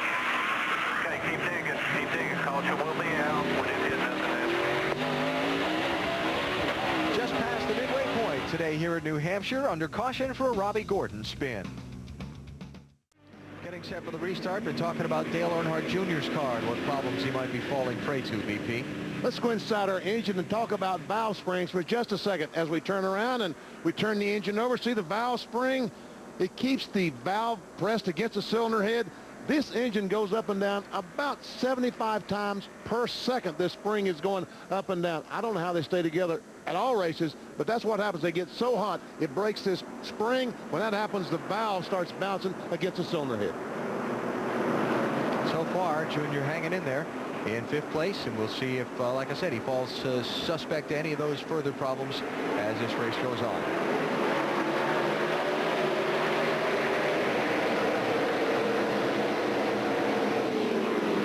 And Ryan Newman gets to regroup and try Bill Elliott again for the lead. There's 3 wide off turn 2. Well, everybody made it so far. Under the caution flag, Jimmy Johnson, Robbie Gordon, Christian Fittipaldi, Johnny Benson, Ricky Craven, Kenny Wallace, Johnny Sauter, and Ward Burton a couple of times made pit stops. Most all of the lead lap cars did not pit. Oh, crash off turn 4. Dale Jarrett. Right back across into the center of traffic, but everybody avoids him. Cautions, Reed, Cautions, I'm telling you. See some fire under the hood of that car. All right. Wow, Bobby they get some laps back, aren't they? And Ryan Newman racing Bill Elliott back to the caution flag. Michael Waltrip. Ooh, here's the bad deal. You got a car sitting in the racetrack right now, and these guys are racing back in yellow. Yeah. That is just, I hate to see that.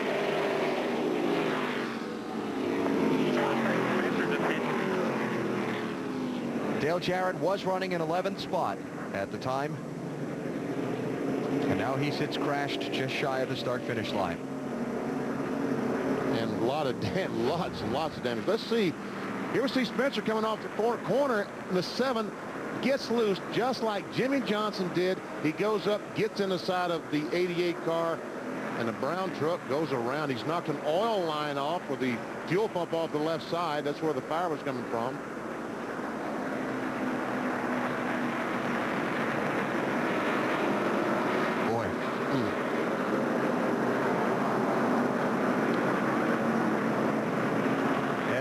Heavy with the back end of front end contact.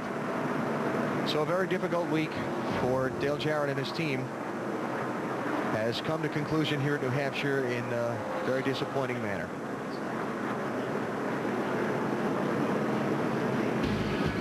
And the yellow flag is out again. 4th one of the Sylvania 300. Dale Jarrett and Jimmy Spencer tangle in turn 4, with Jarrett getting the worst of it.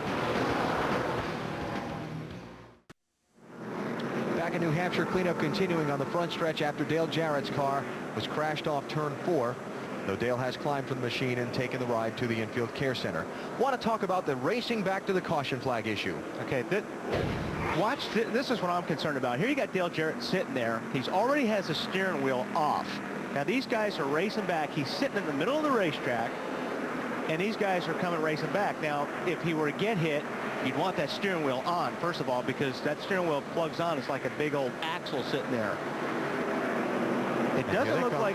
It looks to me like that Jarrett realized that he was in trouble there, reached up, maybe I should put this wheel back on. Now, he's actually talking on the radio. That's what he's doing, yeah. But I don't think he unbuckled, which, of course, was definitely a smart move on his part.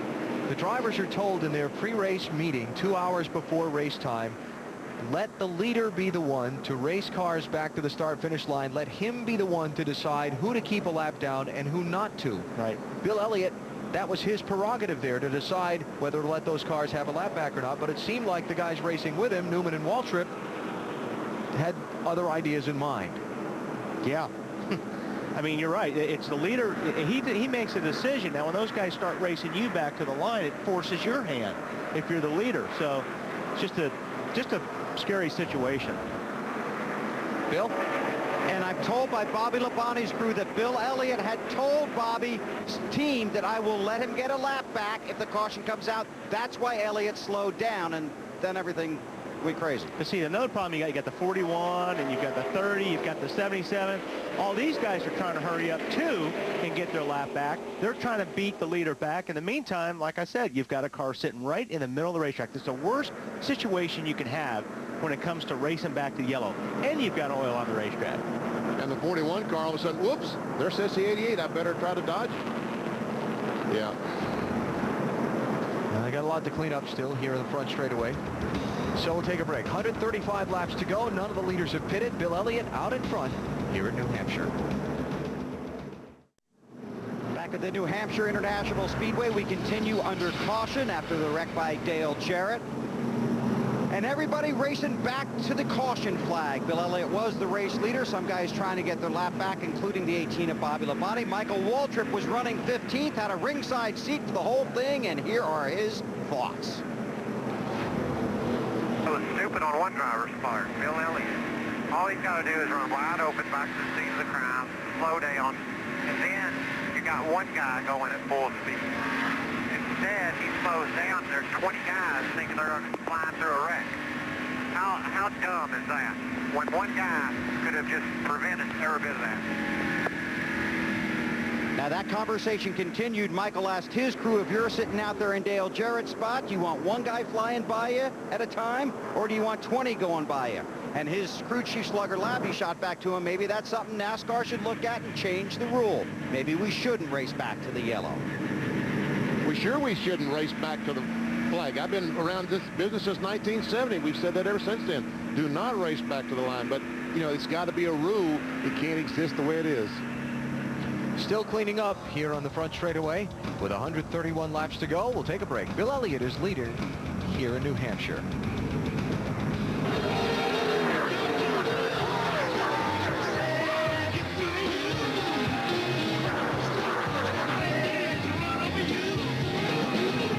All clear. He just spun out coming off two. We did not get nothing.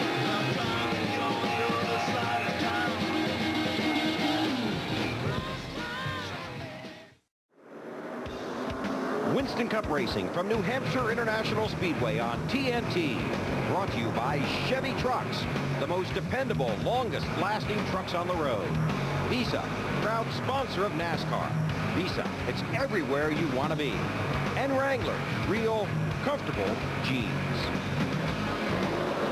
And the green flag is waving here at New Hampshire International Speedway in the Sylvania 300. Bill Elliott leads, Ryan Newman is second, Michael Waltrip third, Elliott Sadler fourth, Dale Earnhardt Jr. fifth. The rest of the top 10 are Kevin Harvick, Matt Kenseth, Jamie McMurray, Jeremy Mayfield, and Rusty Wallace.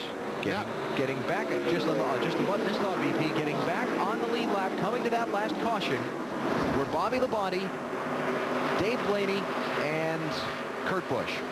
See some damage to the rear of the 6 car. Kind of aluminum strip. And we see the 41 car, Casey Mears, in front of the second place car of Ryan Newman. Marty. Dale Jarrett coming from the Infield Care Center. First of all, are you okay? And what happened to cause the wreck? Yeah, I'm okay. Just on the restart, and 7 car, I don't know where he thought he was going, but just ran all over me. About all you can say about it. Were you aware of the guys racing back to the caution, and you had a unique perspective on that, DJ? Yeah, not a coming back, I started to get unbuckled, and I buckled back up, and yeah, that wasn't a very good sight to be looking in your mirror seeing that. I know what they're doing, what they got to do, but not a fun place to be. But we had a really good car, shouldn't have been in that position anyway. Few people learn to use their heads. We're not even halfway in the race. Dale Jarrett does have a bruised right knee and just a tough end to what was a very difficult week for this 88 bunch. Yeah, to say the least.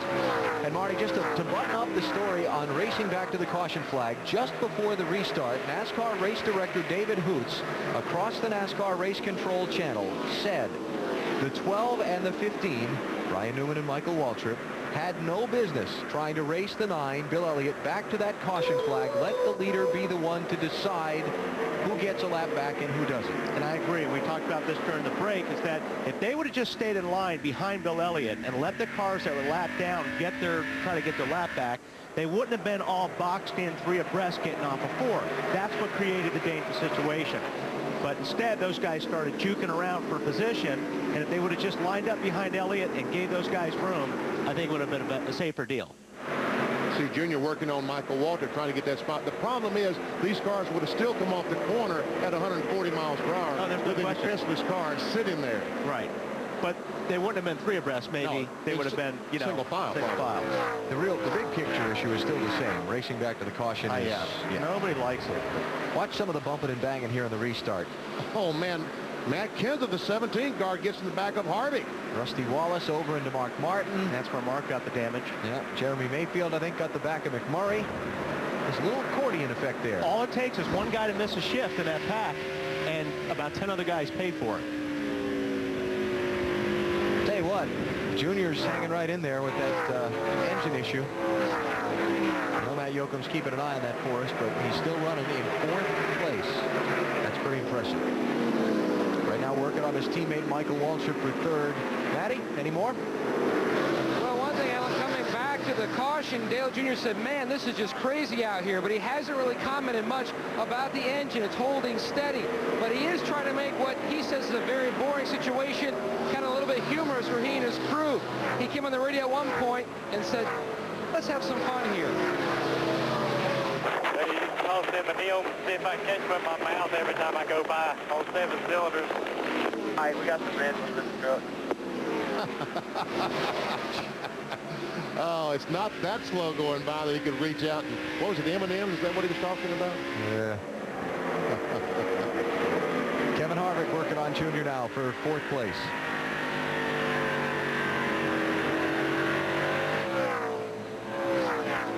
Harvick finished 2nd here in the July race.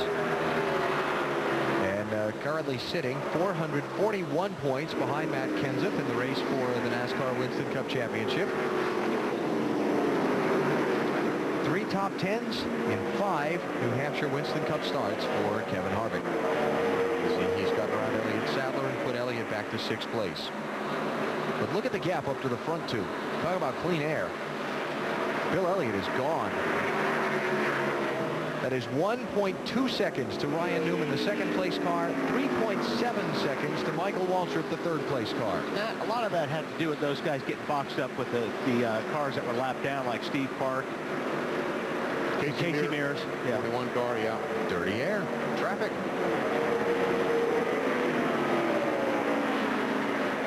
Here's Dale Jr. a minute ago.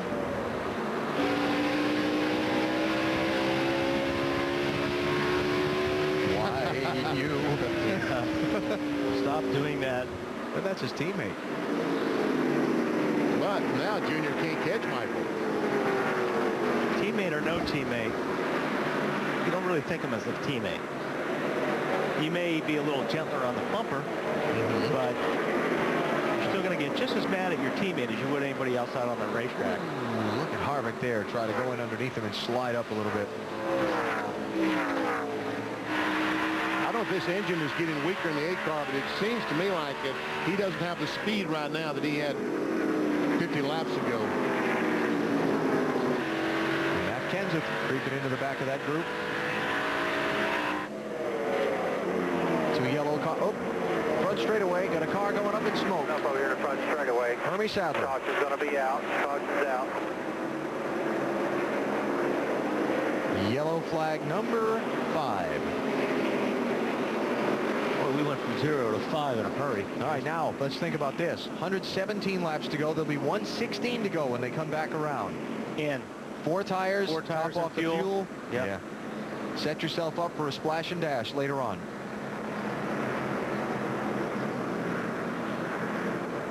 So Hermie Sadler looking to join Greg Biffle and Dale Jarrett in the garage. Jeff Burton has come back out onto the track after 66 laps behind the wall for repairs.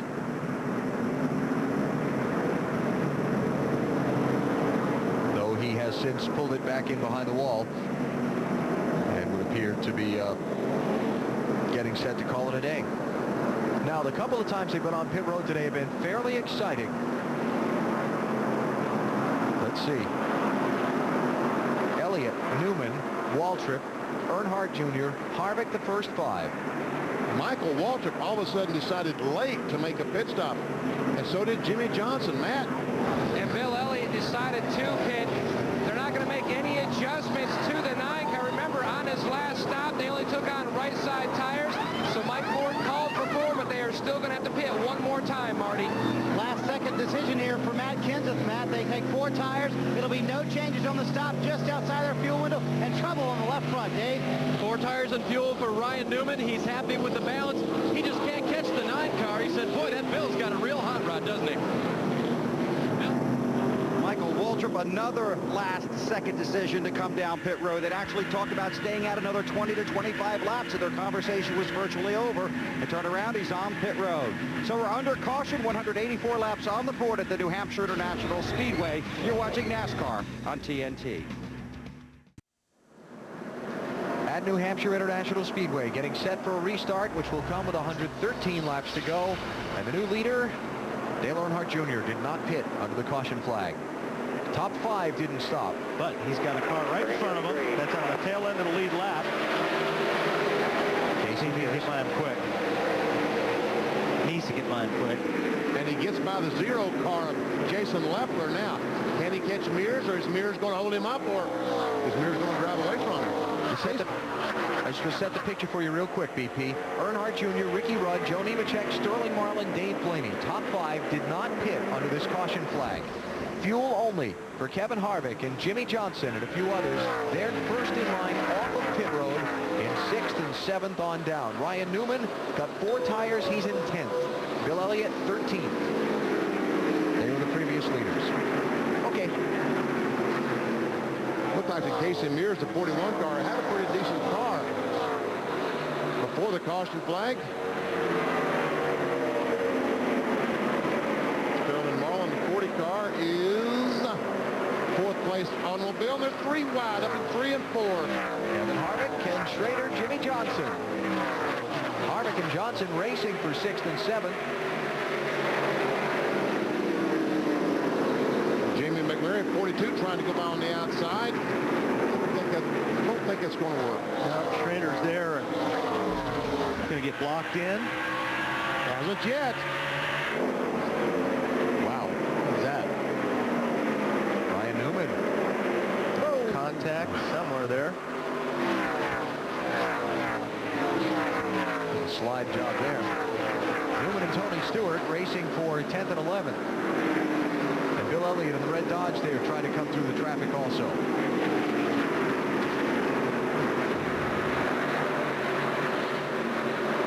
Stewart got in the back of Park. And Newman had to go way low.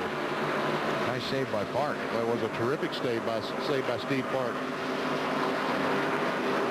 Talking to Mike Bean, the crew chief on that AOL car this morning, and he said they're about out of race cars. They've had so many problems here lately that they don't need another wrecked race car. So, Steve, good job. We have 25 cars on the lead lap. Everybody of those that stopped came in at 184 with 116 to go. That's farther than anybody can make it to the finish on fuel. Nobody can go from there. But what the guys who did pit set themselves up for was to just top off the fuel as soon as they get into their window, if they get a caution flag, and try and pick up some spots getting off pit road quickly.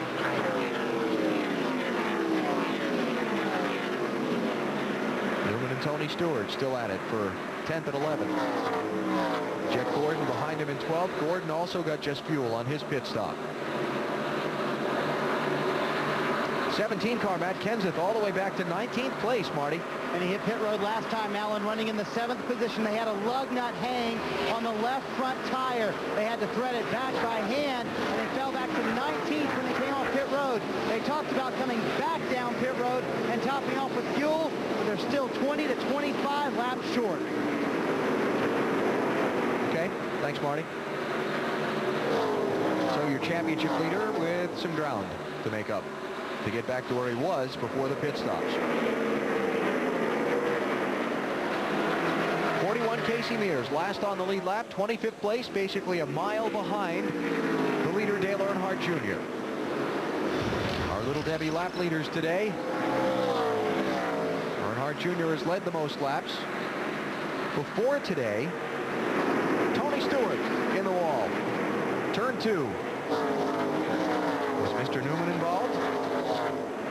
They were racing for that spot. And Casey Mears, that 41 car persistence has paid off. He gets to make up that entire mile. He's behind. It's a good job.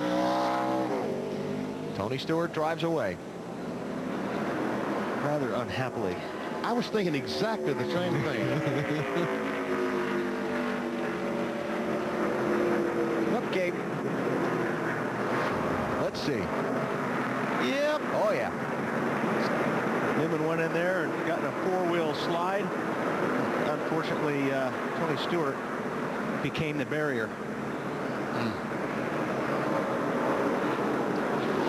You know, there was enough contact there as we see the safer barrier when Tony backed the car in. It's great to see these things. I applaud all these speedways, and I applaud NASCAR for going to the trouble to get something that's going to work. Okay, 105 laps to go. Now who comes in? Sterling Marlin going to give up 4th. Dave Blaney going to give up 6th. And Kevin Harvick back in. Remember, he took just fuel on that last stop. Let's see what he does this time, Bill. The 29 is tight in the middle and tight off. A half pound of air out of the left side tires for Kevin Harvick. Again, as Alan said, they had stopped only for fuel last time. So this time it's 4 tires. And guess what? The next words you'll hear are fuel mileage, Snyder. Oh, it ought to be interesting, Bill, for our championship leader, Matt Kenseth. Service is already done. Down on the track bar, a little bit loose. They are on the edge of their fuel window. They can go 95 laps on fuel. With some caution laps, they can stretch it. Dave? Fuel only for Ryan Newman, and gosh, it seems a lot like July when he had to slow down at the end of the race to conserve fuel because he's over 100 to go at this point, so we'll check on that, guys. But you see the right front tire on Newman's car where he made contact. See, the Goodyear is gone, so looks like they would have changed that right side tires anyway. A track position derby is beginning to unfold here in New Hampshire today. Now, Tony Stewart, he's got bigger problems than his track position right now. Coming to the restart at New Hampshire International Speedway, NASCAR on TNT, getting to the final 1/3 of today's Sylvania 300. Dale Earnhardt Jr. leads, Ricky Rudd 2nd, Joe Nemechek 3rd, Jimmy Johnson 4th, Jamie McMurray 5th. None of those drivers pitted under this caution flag. First who did under this yellow, Sterling Marlin, 15th place.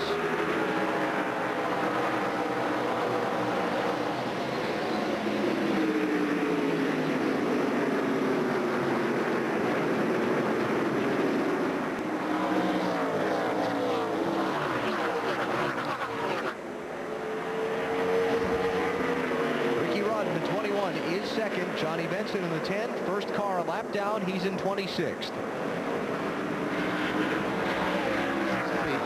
Interesting how this plays out. I think the 29 car, Kevin Harvick, pit that last time, took 4 tires. I think he's in a good position right now because he can gas and go. What do you think, Bill? I agree with you. I think they're in a good position. They are 9 green flag laps short. That means they need about 20 caution flag laps to make it to the end. But they talked it over between crew chief and driver, Todd Berrier and Harvick. They decided, let's come get our tires now, fill it up with fuel, see what happens. If we have to stop one more time, it'll just be first splash. Matt Kenseth getting passed by Kevin Harvick out on the racetrack. He came on the radio. They too, Bill, 9 laps short. If they go go green the rest of the way. He said, I'll save you some fuel under caution, but once we go green, there are no guarantees. If we need to save 30 to go on fuel, I'll do it then, but for now, I'm racing as hard as I can go. Dave? On the 12 car, guys, it is exactly the same as July. They pitted with about 103 to go in July. They had to slow down to try to conserve fuel to the end. I just checked with Matt Borland. I asked him, isn't this the same situation? He said, yep. I said, did you get any more fuel mileage out of the motor room? He said, I don't know. But he had a smile on his face. Alan? A little coy there, is he? Well, we'll find out. And then, what about the leader? What are they thinking? Dale Earnhardt Jr. did not pit at lap 184, did not pit at lap 196 when some others did. Matt, what are they saying? His engine tuner and the guy who calculates the fuel mileage is Jeff Clark. Jeff, where do you guys stand, not only with your engine problems, but on your fuel mileage situation? Yeah, right now, Matt, we've got a broken inner spring. We're hoping to limp along here and finish our regular fuel run. If we can do that, it'll put us back in the field momentarily. I think these other teams are going to get worried, try and short pit, which I think will put us back out front as far as track position. Dale Jr. says if he can get out front, he can keep the momentum and hopefully win this race. Junior said under caution, it feels like he's had a gunfight with a knife, but if he stays out in clean air, he feels like with his driving, he can help pick up the tenth or two that he loses because of being on 7 cylinders. As long as he's able to run around the racetrack by himself and traffic is not involved, it's not going to slow him down that much. But if he gets in the traffic like this and he has to back off the gas and keep off and try to accelerate by someone, he's going to be hard-pressed to do that. Watching Michael Waltrip and Bill Elliott there race for 7th and 8th places. Waltrip just getting by Bill to pick up that spot. And there's Terry Labonte in 9th right behind him in the 5 car. And ladies and gentlemen, it is time to cue the duck. Yes, sir. Our Aflac NASCAR Winston Cup trivia question. Who was the last driver to lead every lap in a NASCAR Winston Cup race? This isn't even a challenge. Come on, guys. You told him that already. I did, yeah. Yeah, early before the show started. Actually, right at the very top of the show, you said Jeff Burton led every lap here at New Hampshire. September 2000, he started second, got the jump at the start, and led every lap, even through the pit stops and so on. His crew held the top spot. They used restrictor plates here at New Hampshire that day. And Jeff Burton put a hurting on the field. That was awful. Yeah, it wasn't. I remember that. It wasn't a thing of beauty, was it? I don't think anybody passed anybody that day. Here's 3rd place. Jimmy Johnson trying to pass his Hendrick Motorsports teammate, Joni Machek. What a day for Johnson's team. The pit road accident earlier in the race that his crew has bounced back from. It was lap 127. Set them all the way back to 22nd place at the time. Then they came in and got fuel only under a lap 184 caution to regain some of their track position and did not stop under the lap 196 yellow. Terry Labonte tried to get 8th from Bill Elliott. Tell you what, for a car that was wrecked in final practice yesterday, it hasn't been spectacular, but it's been a decent day for Terry and that 5 crew. And for Dale Earnhardt Jr., what will their fuel strategy be? He's out in front inside the final 100 laps. 86 laps to go here at New Hampshire International Speedway. Dale Earnhardt Jr. leading Ricky Rudd by about a second, 1.051 seconds to be specific. But both Earnhardt Jr. and Rudd going to need some gasoline before they make the checkered flag. But if they keep racing these cars under the green flag, I think everybody in the field will have to have some gasoline before it's over. But they're going to need more than some of the other guys. Yeah, they've got to have a few gallons more than fellows who stopped that last caution flag. And some other people will have fresher tires than they will, and it's really going to be interesting to see how this plays out as we close in on the finish. Tell you what, I like the 29 chances right now. He's 14th spot right now. He's on good tires. There you see the gap. He's going to take less fuel than these guys right here. 1st to 2nd, Earnhardt Jr. to Ricky Rudd. Marty, what have you got for us? Well, a big day today for Mark Martin, his 500th consecutive NASCAR Winston Cup Series start. That's the reason you see for the special colors on the Viagra Ford Taurus. The streak began back in 1988 with the Daytona 500.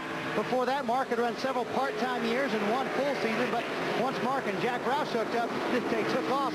33 wins, 3 second-place runs at the championship, and 13 finishes in the top 10 in the race for the Winston Cup. If you haven't looked at Ford lately, look again. And you know the most amazing thing about Mark's streak, Alan and Benny? What's that? He survived 2 years with Wally as a teammate. Yeah. Can't you guys sympathize with that? Yeah, that's bonus points there. Waller's biting his lip, Marty. Jimmy Spencer off the pace. Brake rotors. Brake rotors. He said broken rotors. Yeah, I thought he did too. It's too bad. Spencer up into the top 15. Rotor there when you guys take it off before. 2 tires there, right side. And we'll follow up there, but Jimmy Spencer into the attention of his crew. Well, let's follow up now, Marty. Yeah, he said something's wrong with the right front wheel. He just assumed it was brake rotors, the only thing he could think that it would be, but they put tires back on, sent him back out on the track. It's a tough break for these guys. This is the same car they just ran up through the field with last week at Richmond, and they had a problem, engine problem there, and today possibly a brake problem. Looks like maybe a weight has come off the right front wheel. That could possibly have been the vibration. It sounds to me like the right front wheel was probably loose, and that was the vibration he was feeling. He's got bigger problems. Speeding, entering pit road. Spencer's coming in for a pass-through penalty. Dale Earnhardt Jr.'s out in front. 81 laps to go through the field when we come back to the New Hampshire International Speedway. The sun is shining on the New Hampshire International Speedway as we put 225 laps on the board of this 300-lap race. Some guys are going to try and make it on fuel. Most everybody will have to stop. Everybody right now is chasing Dale Earnhardt Jr. We take you through the field, starting with Matt Yoder. Junior trying to keep that clean air and momentum, but he did say the motor is starting to get worse. They are going to pit in about 5 laps. Meanwhile, Ricky Rudd, no tires on his last stop. They're looking at possibly 2 tires pitting somewhere around lap 265, Bill. Jimmy Johnson can make it to lap 277, loose in, tied off, with the car getting better, Matt. The 25 and Joe Nemechek, a former winner here, runs in 4th, stayed out in the last caution for track position. No change is expected on the next stop, should hit around lap 55. Meanwhile, the 42 having a great day. They have finally got that car where he wants it. They're not expecting too many adjustments on the next stop around lap 250, Bill. Michael Waltrip took 4 tires on lap 183. This will probably be 2 tires and fuel when he pits. As for the 24 of Jeff Gordon, loose getting in. Look for a track bar adjustment and some fuel when he pits. Matt? And Bill Elliott running in the 8th position. Remember, they took on 4 tires in their last stop. Should pit sometime in about 30 laps, looking for 2 tires, Marty. Matt, the man who started second today, Terry Labonte, has fallen back to the 9th position. He's going to actually come back up to the 9th position. Car a little bit tight, 20 laps short on the fuel. For Rusty Wallace back in 10th, his car is tight too. They are 12 laps short on fuel, but their car has gotten a lot better the longer they've run. Alan? So there are your top 10 with 71 laps to go. And Dale Earnhardt Jr. out in front of Ricky Rudd by just under 7/10 of a second. 24 cars on the lead lap. Let's keep going through the field, Dave. Ryan Newman again close on fuel, fighting with Mike Skinner. This battle's been going on for about 5 laps. Newman now clear of Skinner. Newman believing he can go to the end on fuel. Car good. Bill? Kevin Harvick in the 29, 9 green flag lap short of making it to the end, but his car is good. His strategy may be better, Dave. Mike Skinner will have to stop again. They came in on lap 182, made no changes to the car. A little bit tight. They'll have to stop around lap 260 as Elliott Sadler gets by, Bill. And Elliott Sadler having an outstanding run, a little free in. They took 2 tires on lap 127. The car's been consistent. They did pit around lap 200. They will probably go to the end. Now the leader on pit road, Matt. And Dale Earnhardt Jr., they've got the signboard out waving. He sees it. He comes to a stop. Jeff Clark, the gas man's going to make the chassis adjustment to try to work on Junior's car a little more. Make what supposedly right now is a good car even better as Jay Guarneri hits those lugs on the left rear. Jeff Clark says, yes, we got all the gas in, and Junior's down and away. But And by the time he gets up to speed off of pit road, he's going to be a lap down. There goes Ricky Rudd, the new leader, by Dale Jr. Jr. last stopped at lap 127. Didn't take advantage of any of those other caution opportunities to come in and get some fuel. 104 laps. I double-checked and triple-checked those numbers before I said it, just to make sure, because it didn't sound right to me, but wow, they've been pouring over it behind me here, and it's right. 40 laps since that lap 127 have been under caution. Well, but the point is not taking advantage of the opportunity to pit under the yellow has now cost them by having to stop under the green. Now all they can hope for is that everyone else has to stop under the green. Junior a lap down in 24th place. Meantime, this is the race for 5th and 6th. Jamie McMurray in the 42 trying to hold off Jeff Gordon. And up front, Michael Waltrip just passed Joni Machek for 3rd. Michael Waltrip has a very, very good race car in that 15 today. He just passed Jeff Gordon a few moments ago. McMurray drove by all these cars. Yep. Mikey Waltrip with a best finish here at New Hampshire of 8th, which he did in this race 1 year ago. And now Jeff Gordon trying to work on Jamie McMurray.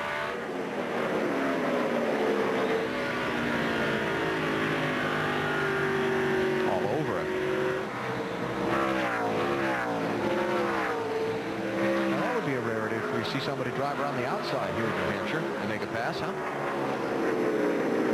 Yeah. That too. Yeah, it would be very rare. McMurray kind of protecting that bottom lane, so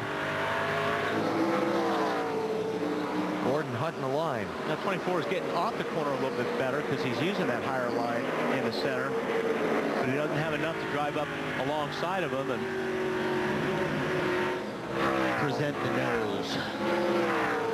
Although he may be presenting it on his bumper here in a minute. Yeah, he is. Right now he's presenting it. Oh, you hear him all over that rev limiter? Rev limiter, yep. Oh, ran it in there a little bit deep. Gathered it up. So Jeff Gordon up to 5th and Jamie McMurray back to 6th. How about our Napa Field summary? 9 leaders today, though Dale Earnhardt Jr., Bill Elliott, and Ryan Newman have done most of the leading. Earnhardt Jr. 120 laps, Elliott 55, Newman 47. The other guys, with the exception of Ricky Rudd, who's out in front now, mostly trading the lead during a set of green flag pit stops earlier in the race.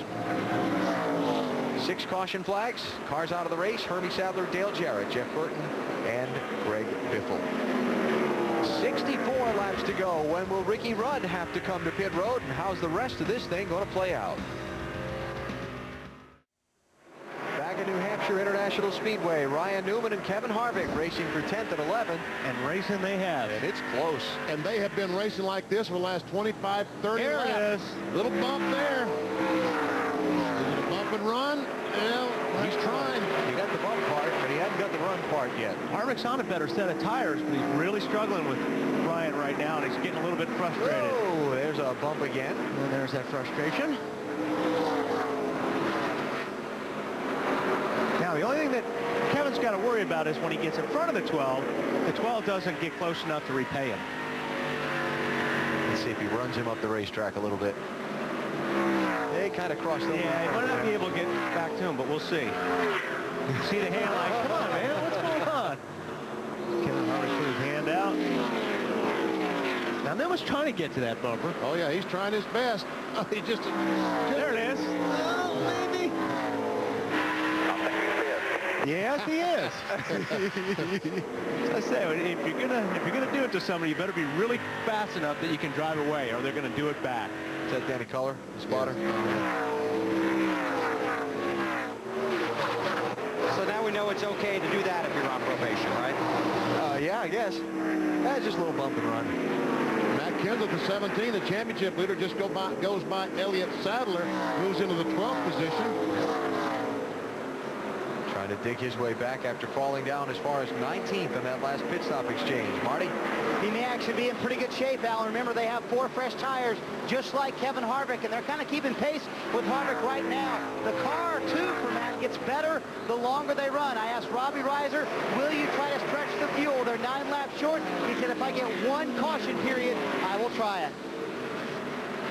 1 caution period. Well, he hasn't had it yet. And we're down to 5 laps to go. But Matt Kenseth by Elliott Sadler for 12th place. Now up front, Ricky Rudd's advantage over second place. Jimmy Johnson shrinking, and they're catching some traffic.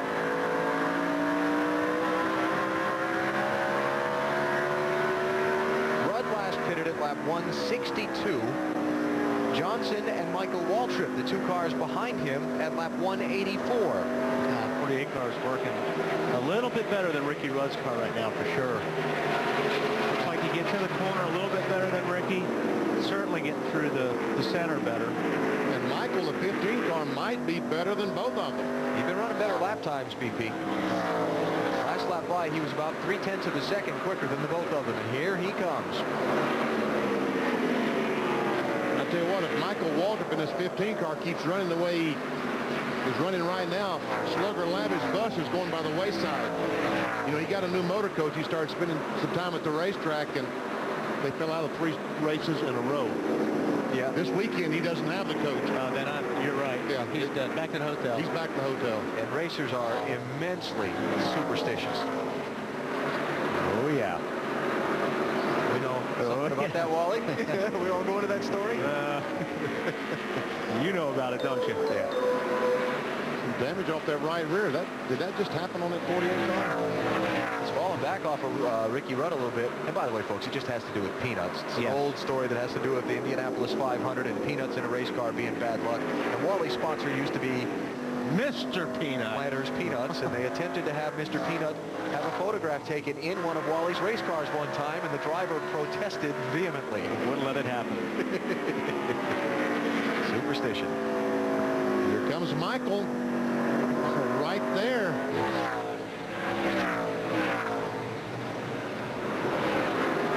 Slugger told me this morning this 15 car has been terrific all weekend, and boy, do I believe him. The producer's feeding me all kinds of lines about Wally being in the car. Was one nut enough, but I'll let all that go. The producer. No, I won't. It's a good line. Working around Todd Modine. And it's the race for second place. Matt Kenseth trying to get around Ryan Newman for 11th place. Someone's dragging something there, too. I don't know if it's just tape or something. Looks like that left rear. I think it's probably a piece of duct tape that they've tried to tape the brake hoses on to cool the rear brakes. Elliott Sadler right in that race for position also. 11, 12, 13. Warren Harvick got by Newman. He just drove away from him. Probably why he was a little agitated that he couldn't get by him. And Newman's car looks like it's a little bit better early than it is later. Looks like he falls off quite a bit later in the run. Dave, what's going on with the 12 car? Well, Ryan radioed to his crew that the car was tight from the middle and off the corner, and then he repeated that about 15 laps later, so it's a condition that persists with the 12. And up there again, we talked about that earlier. If you're really, really tight here, you can't get back on the gas. It takes forever to get back on the throttle because the front of the car just keeps sliding. Weather's changed here too. Heavy overcast at the start of the day, rain threatening, very heavy humidity. Now the skies have broken, some blue skies showing through, and sunlight coming out. Weather affect the handling on this racetrack a bunch? I think it does everywhere. Very much so, because all of a sudden these cars, the warmer this racetrack gets, the more they'll slide across the racetrack when they get to the corner. And here's a battle for the lead. All 3 cars, nose to tail practically. Jimmy Johnson, a little wiggle off turn 4, and here comes Michael Waltrip. Second place. Mikey on the move. Now just a couple of car lengths behind leader Ricky Rudd, and they're in some traffic. Ricky Rudd led a total of 3 laps this season prior to today. He's been out in front for 25 now. And this is the same car, the 21 car that he used last Saturday night. That's such a terrific run at Richmond. Started 31st today. Had his 47th birthday on Friday. Here in New Hampshire, for the lead, Michael Waltrip. Man, look at that car cut. Man, that was amazing. So nice. Michael Waltrip just turned that wheel hard left underneath Ricky Rudd in the middle of the corner. And boy, if you get a car that does that, you're really good. Ricky Rudd might be coming to the pits. stayed out as long as he could. Now that he's lost the lead. Rudd last pitted at lap 162, so at 2:56. He comes down pit road, Matt.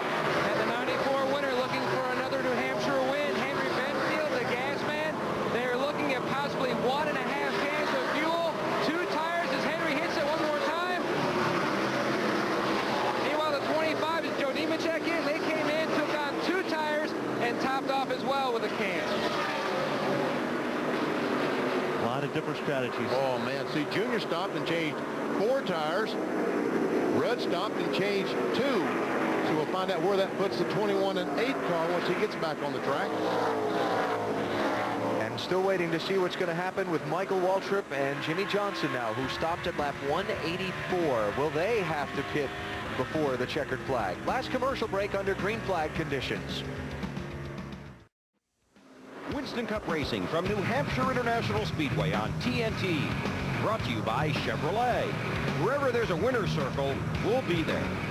McDonald's and Budweiser. The best things in life are the things that are true.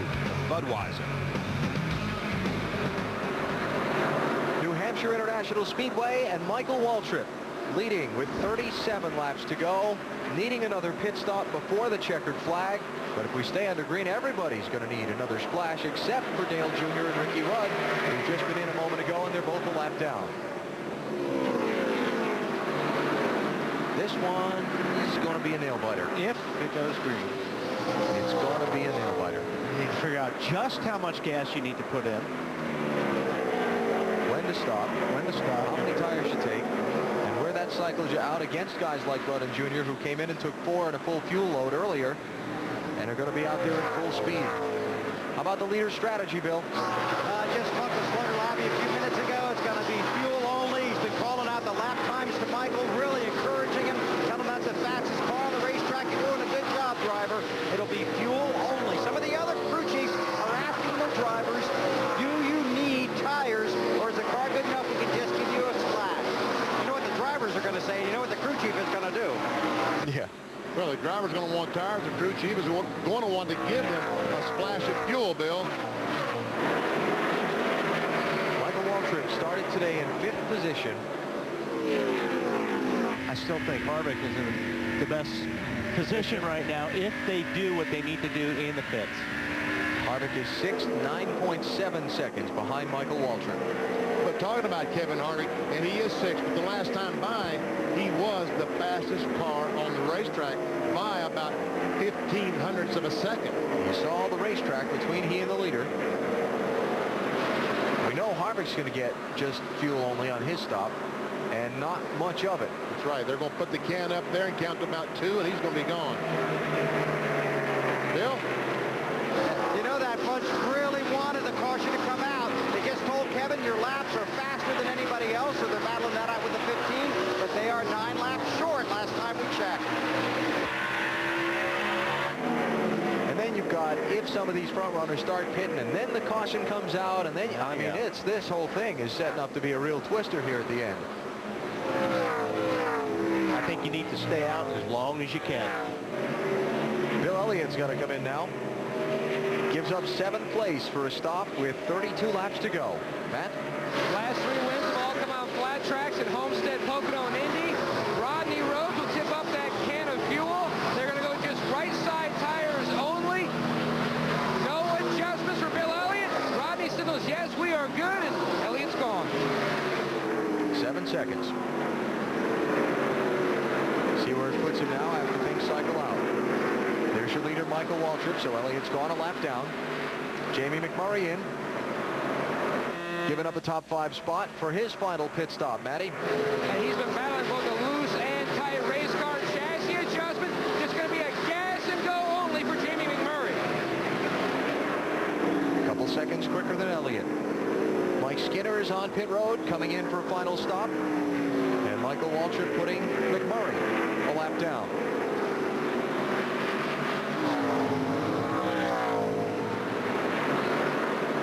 Terry Labonte in. Hearing he might not be under power. Gas, out of gas.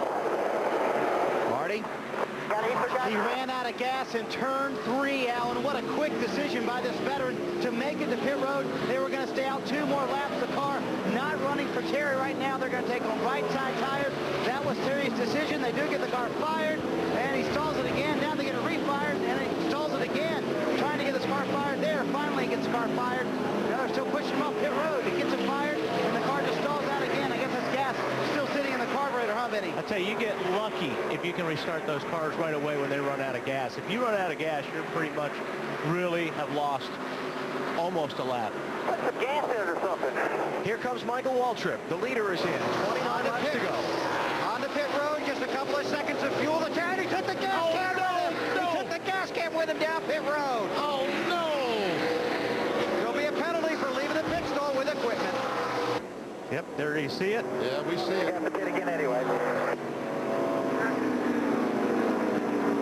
Oh, boy. Oh, man.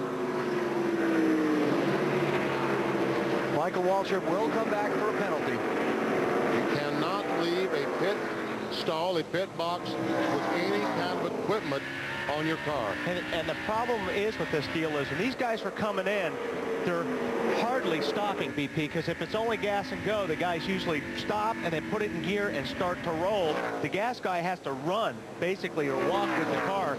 Sometimes they can't get it out. Here comes Michael for his penalty. Bill? Stop and go. They wanted to give him 3 seconds worth of gas. He said, you told me to go. Yep, now let's see where he ends up by the time he comes back out. As he goes down the racetrack, Mike Skinner was also penalized, I guess, for speeding on pit road. Yes. I was thinking when they called out the Skinner penalty while we were watching Michael Waltrip, that's like the 3rd time we've seen somebody get busted for speeding on pit road today, and we might see that on one of these splash and dash stops among one of the leaders. And then it turned out Waltrip's gas can went with him, and that was the penalty we saw. So the last 3 guys practically have just really hurt themselves. Terry Labonte, Skinner, and right here, you see, watch the gas guy kind of run with the car. He's trying to run with it. He can't pull it out. Let's see where that shuffled Michael back to as he comes back around. Michael's back to 21st place a lap down. Here's Rusty Wallace in, Marty. It's been a terrific run for Rusty, up in the top 5. Got a top 5 last week at Richmond, trying to back that up today. Go on my signal, Billy Wilburn says. Doug Eagle, the gas man, gets it full. Bill? Nice and easy to Jimmy Johnson. A wedge adjustment. They count the fuel down. They give him the command to go. So Johnson gives up the lead for his pit stop with 24 laps to go, and Jeff Gordon is now the leader with Kevin Harvick second. Gordon's coming to pit road. Coming in. Making sure the drivers behind him know. Because when you come off turn 4, you've got to slow down to 45 miles per hour quickly. That's why he's trying to warn all those drivers behind him. Bill, coming to you. And this will be another quick stop. Gordon slows, easy in, gets his fuel. They count it down, waiting. He's on his way. That was quick. Man, that's not a lot of gas. 2.9.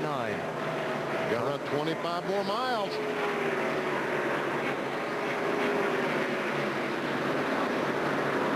And while this is happening, Kevin Harvick goes to the lead, and I'm thinking back on Ricky Rudd and Dale Earnhardt Jr. They're getting the cycle of pit stops that they needed, and Rudd got out ahead of Jr., so Rudd is up to 11th place now.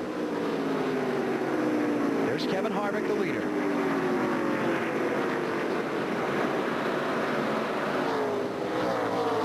Harvick, Matt Kenseth, Ryan Newman, Elliott Sadler, Robbie Gordon, top 5. Harvick, remember, 9 laps short on his fuel if we don't get another caution flag.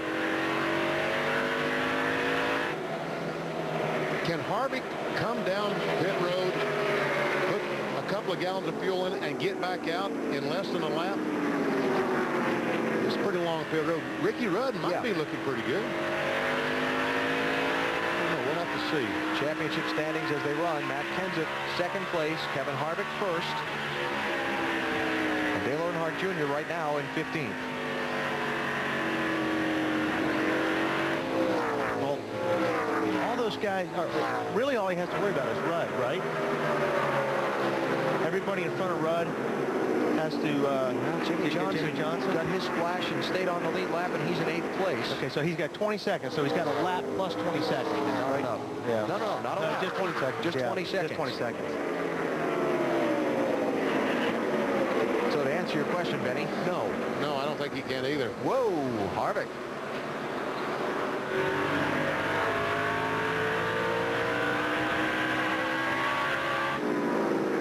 Laps to go.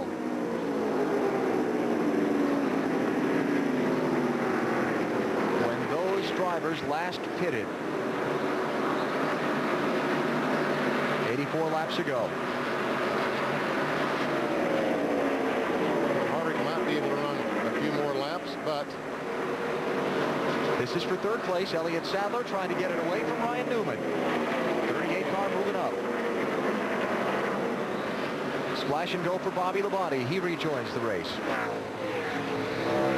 While Sadler takes 3rd away from Ryan Newman. Jimmy Johnson appears to be in the driver's seat on this one. That splash of fuel has hidden the first car who's got fuel to the finish, and he's in 6th place. He got out ahead of Jeff Gordon, who's also fueled up. And Ricky Rudd is still behind him by, what, 4 seconds. Question is if they've got enough. Yeah, do they have enough? And how fast can Kevin Harvick come down pit road, get a couple of gallons of fuel, and get back on the racetrack? Ryan Newman is bringing the 12 car down pit road for his last pit stop. Dave, coming to you.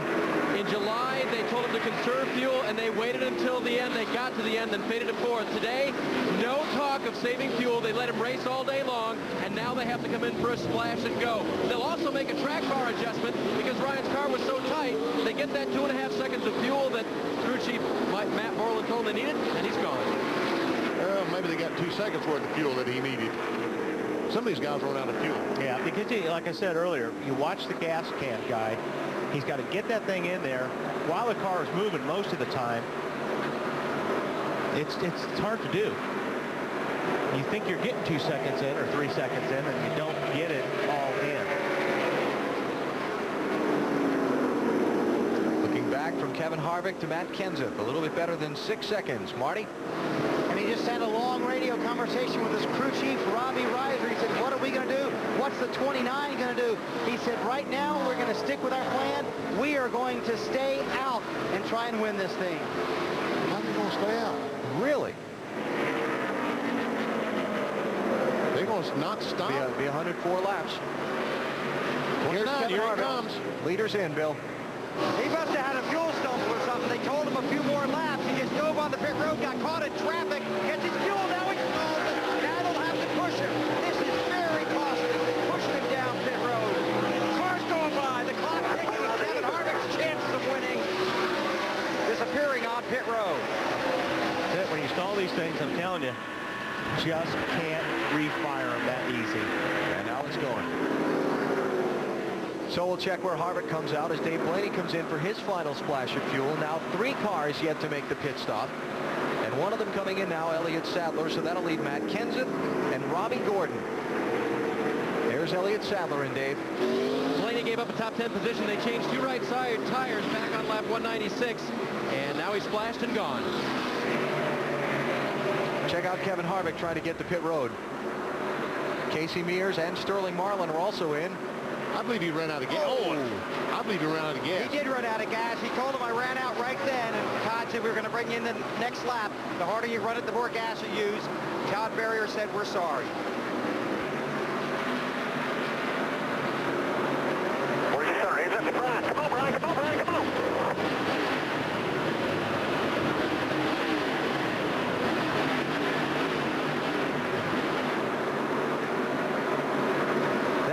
Give you a headache. Jelena, his wife, Kevin's wife, realizes we're not going to win today. Yep. Kevin now a lap down in 16th place. Down to 13 cars on the lead lap. Matt Kenseth is the leader. Robbie Gordon is second. Those two have not stopped since lap 196. We heard Marty's report a minute ago that Kenseth's crew is going to try and go that distance on fuel. Then they just black flag.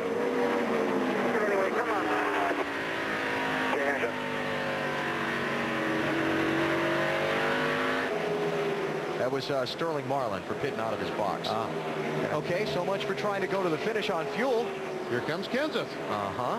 Giving up $270,000 plus the win, plus the purse. Shall we reconsider, Marty? Yes, we shall, and that was actually Matt Kenseth's decision. He vetoed his crew chief, Robbie Reiser. He said, I don't want to run out of fuel right now. There's no need in us chancing it. I hate coming down pit road because I've got great fuel pressure, but I think we need to be a little conservative. Okay, and Sterling Marlin is going to be held 1 lap for pitting out of his box. That's the penalty if you do service the car while it's outside the box. So he'll be sitting there for a little bit. Cool off, hang on, he'll be here for a while. 1 lap. Before you go all that way and then get held for a lap.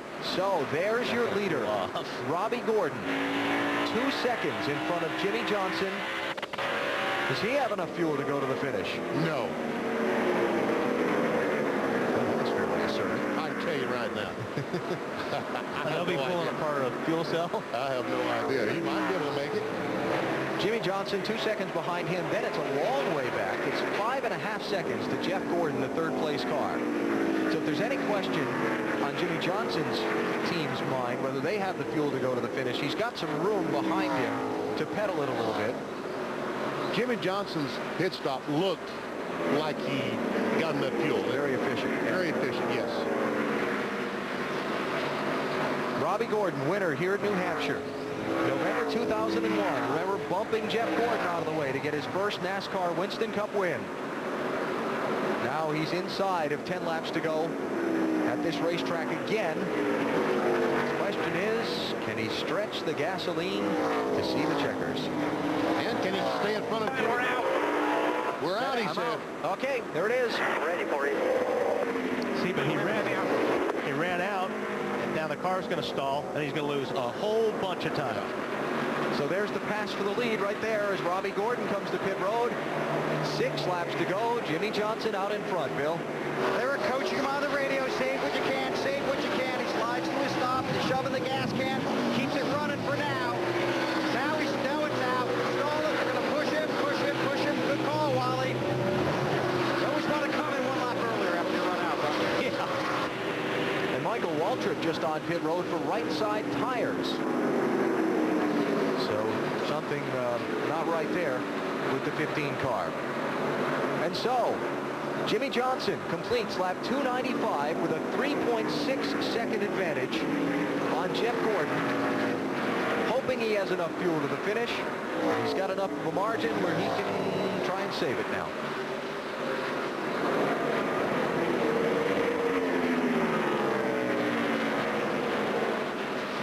Check our speeds at the line and see how hard Johnson is pressing compared to 2nd place Jeff Gordon. There's Jimmy, and here comes Jeff. He's running faster. And here comes 5th place, Bill Elliott, trying to fend off, actually just went around Dale Earnhardt Jr. to pick up that spot. Robbie Gordon is being black flagged for having too many men over the wall servicing his car when it came in. And his troubles continue. Steve Park out of gas. Off turn 2.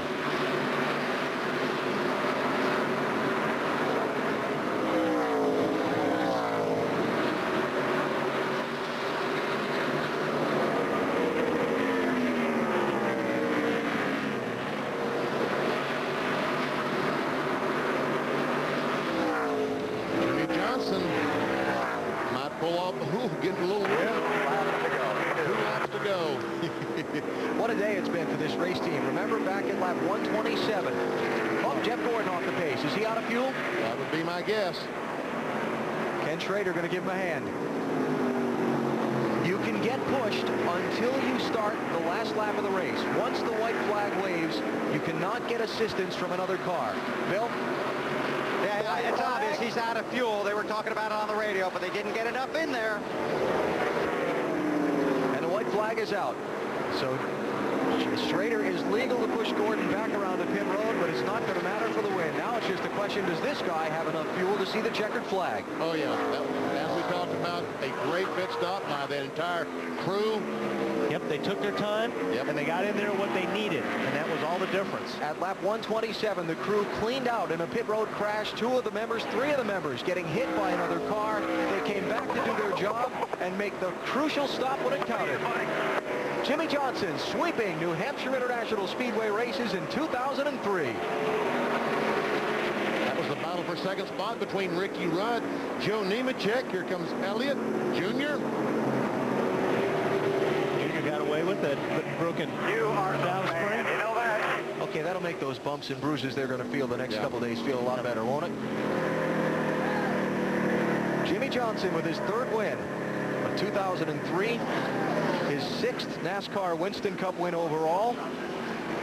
And the first ever sweep of a season's races here at this racetrack.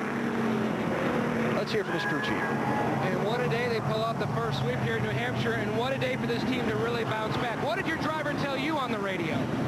At what point? We had a lot of radio conversation, but, you know, after we had that accident there on pit road, I hated it for those guys. And Jimmy said, don't worry, boys, we got a good race car. We'll battle back. It was looking pretty bleak because everybody plays about the same fuel strategy game. And, you know, we did the best we could, got ourselves in position. He drove one heck of a race. I'll tell you what, I'm just so happy for Team Lowe's. Ryan McCrae, Corey Quick, I'll tell you, those guys getting hit out there and bouncing back and coming back and doing those pit stop for us is great. You know, I just want to say hi to Sean. You know, Sean's been a friend of mine for a long, long time. Tara was a good friend of mine, and I hate that loss for him, but, you know, we can't wait to have him back. I think everybody echoes that sentiment, Alan. Okay, Matty, thanks. The Victory Donuts, or burnouts as it might be, our Chevy winning moment. Jimmy Johnson, winner today in the number 48 Monte Carlo. Jimmy will tell you the only thing that comes close to Monte Carlo's reputation on the track is its reputation on the street. More champions depend on Chevy. We'll be there. We'll be there in Victory Lane to talk with our race winner today in a minute. This is what Jimmy Johnson said as he crossed the finish line just a minute ago. No way. You cannot keep a good team down. Way to go, guys. Battle back for getting hit on pit road to do this. Awesome job, boys. Awesome job.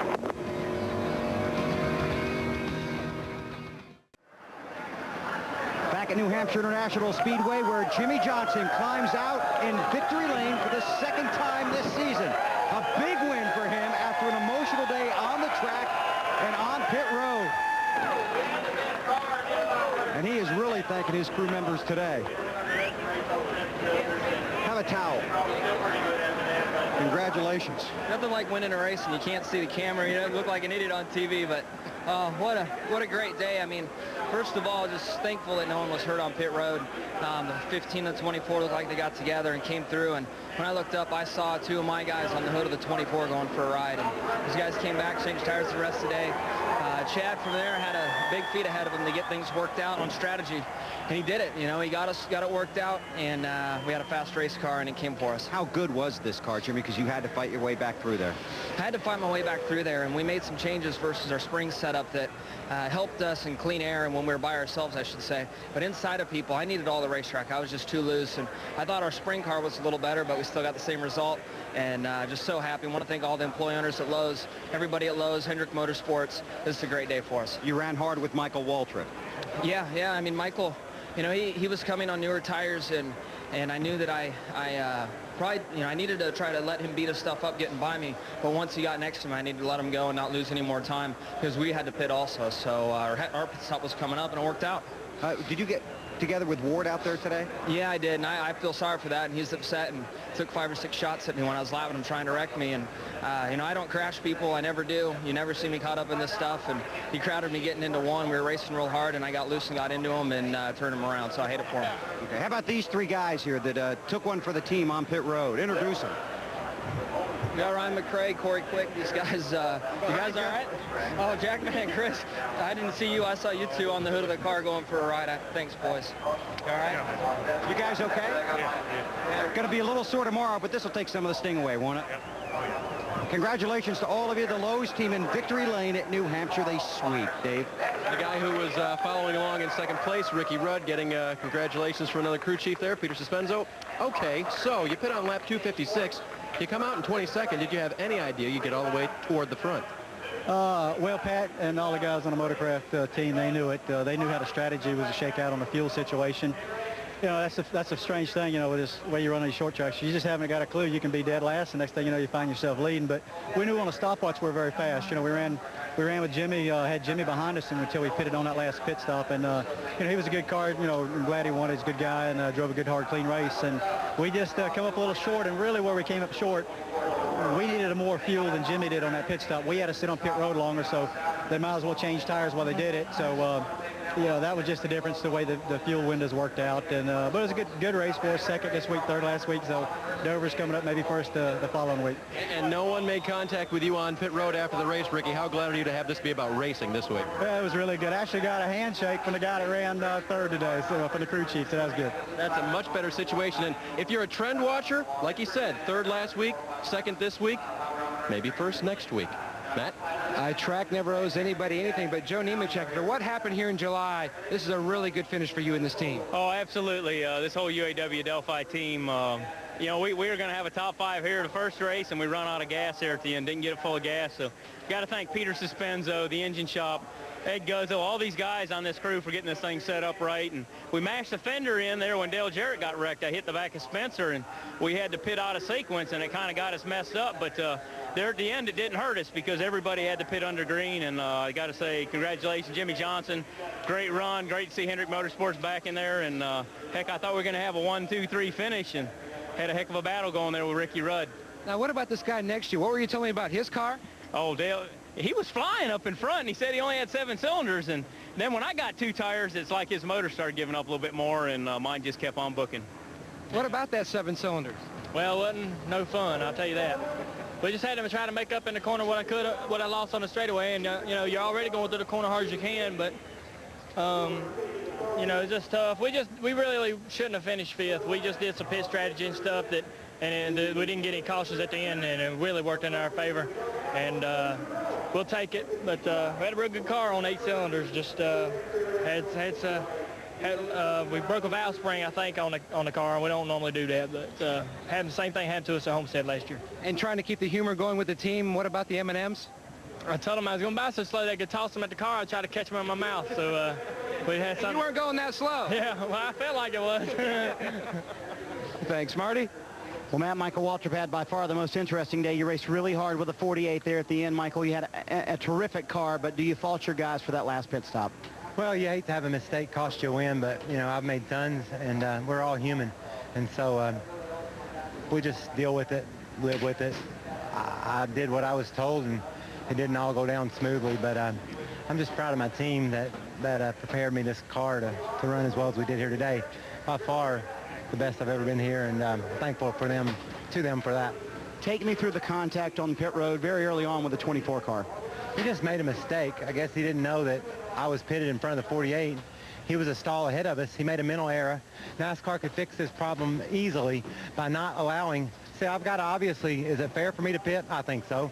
My pit's right there. So what he's doing inside of me and when his is ahead of me, it's hard to figure. He just messed up mentally and got himself in a bad spot. NASCAR could fix this problem by making no passing on pit road once you cross the speed limit line. That's why you see good cars like the 15 and the 48 and the 24 down at the end of pit road, because they know they can speed to their pit. They can shoot right to their pit while everybody else is waiting in line. They need to address it. Today was a good warning for them to say, hey, maybe he's got a point there. I've said it before. You were also very adamant on the radio about racing back to the caution, Michael. Well, Bill just slowed down. You got 20 guys that are going to come flying by you. And you know, it's wrong.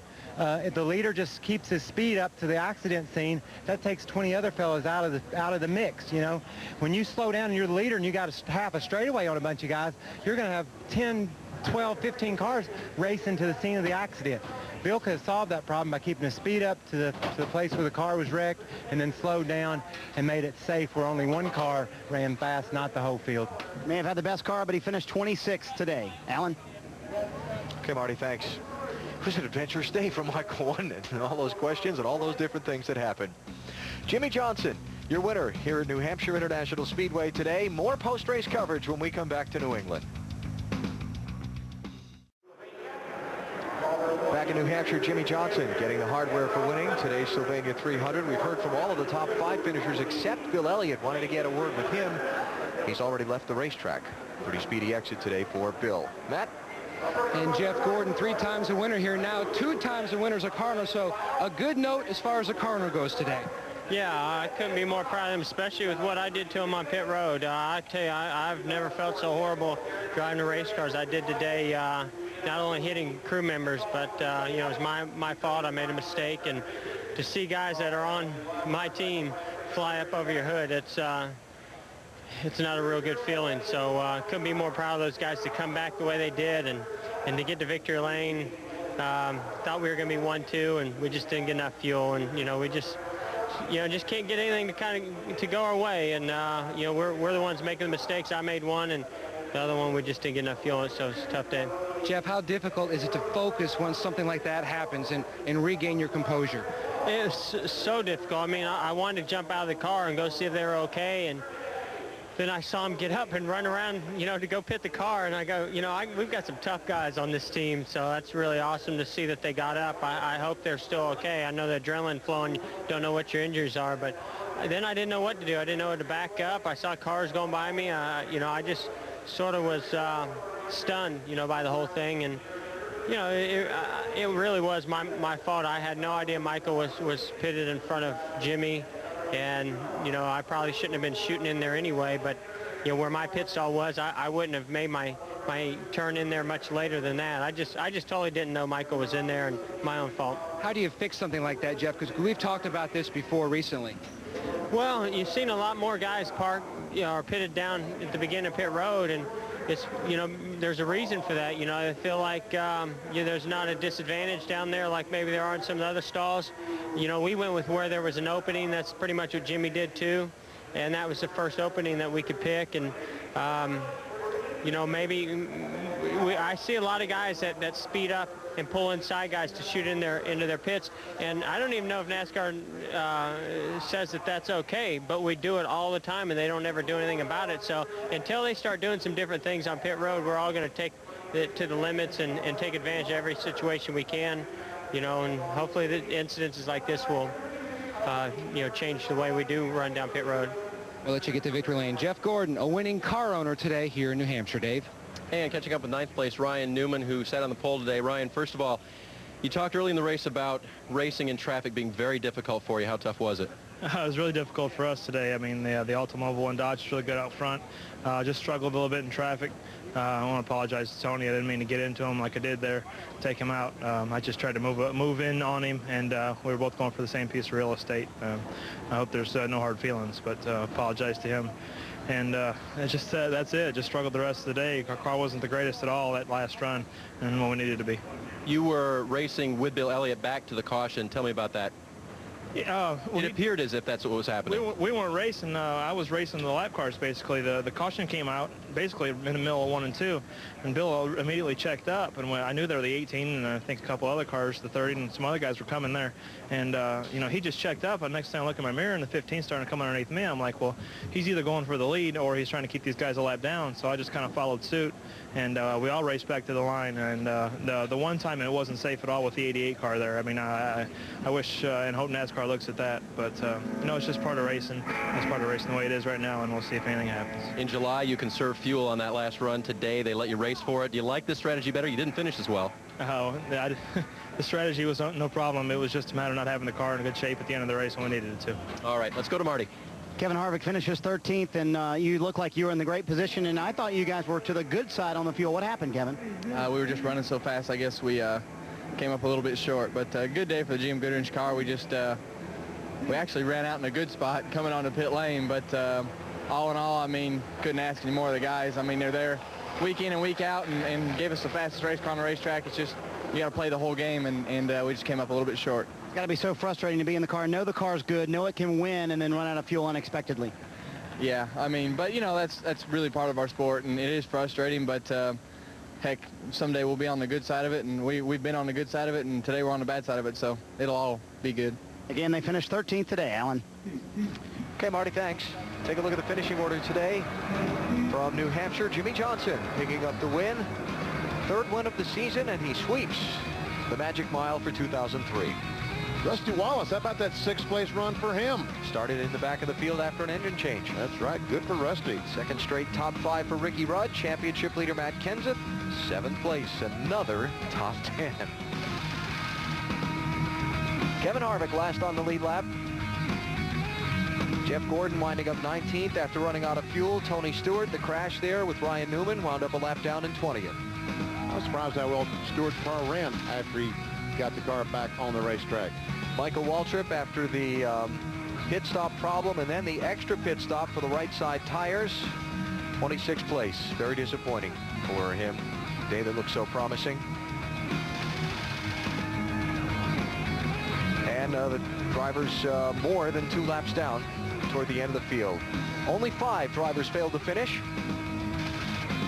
Dale Jarrett, of course, in the accident. Jeff Burton, Greg Biffle with differing engine problems that put them out early after both were running fairly well. Championship standings, 9 races to go. Matt Kenseth's lead actually went down a little bit this week.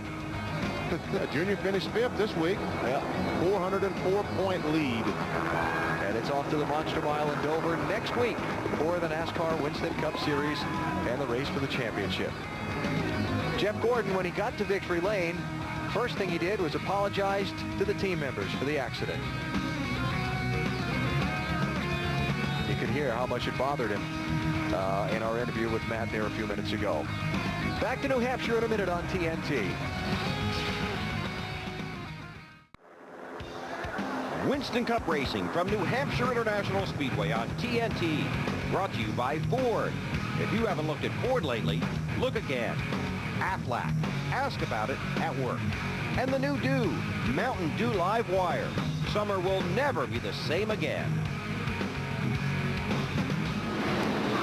Next weekend, it's on to the Monster Mile in Dover, Delaware. Saturday on TNT. Stacker 2 presents NASCAR Busch Series Racing. Coverage begins at noon Eastern with Winston Cup Happy Hour. That's on TNT.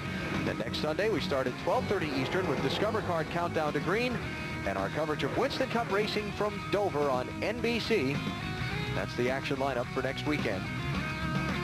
And that's the Monster Mile. This is the Kitty Cat. That's the Monster Mile we're going to next week. Check You'll this out. see why when you watch.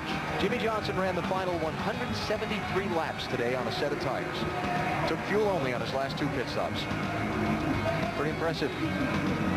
And he runs good at the Monster Mile. Yes, he Jimmy does. Johnson runs very good there.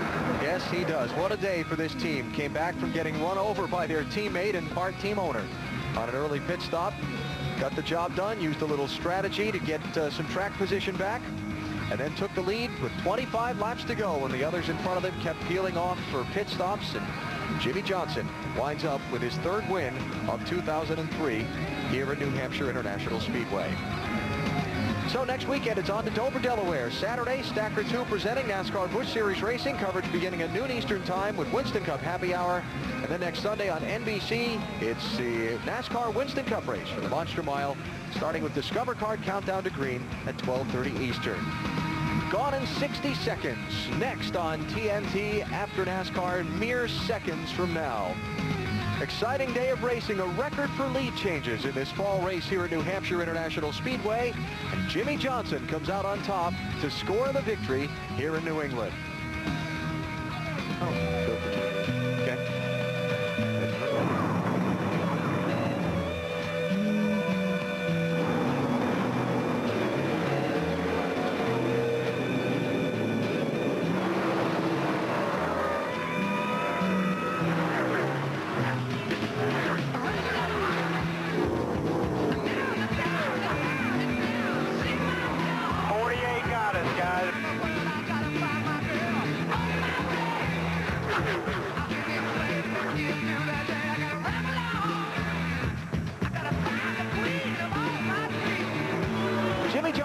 Sweeping New Hampshire International Speedway races in 2000.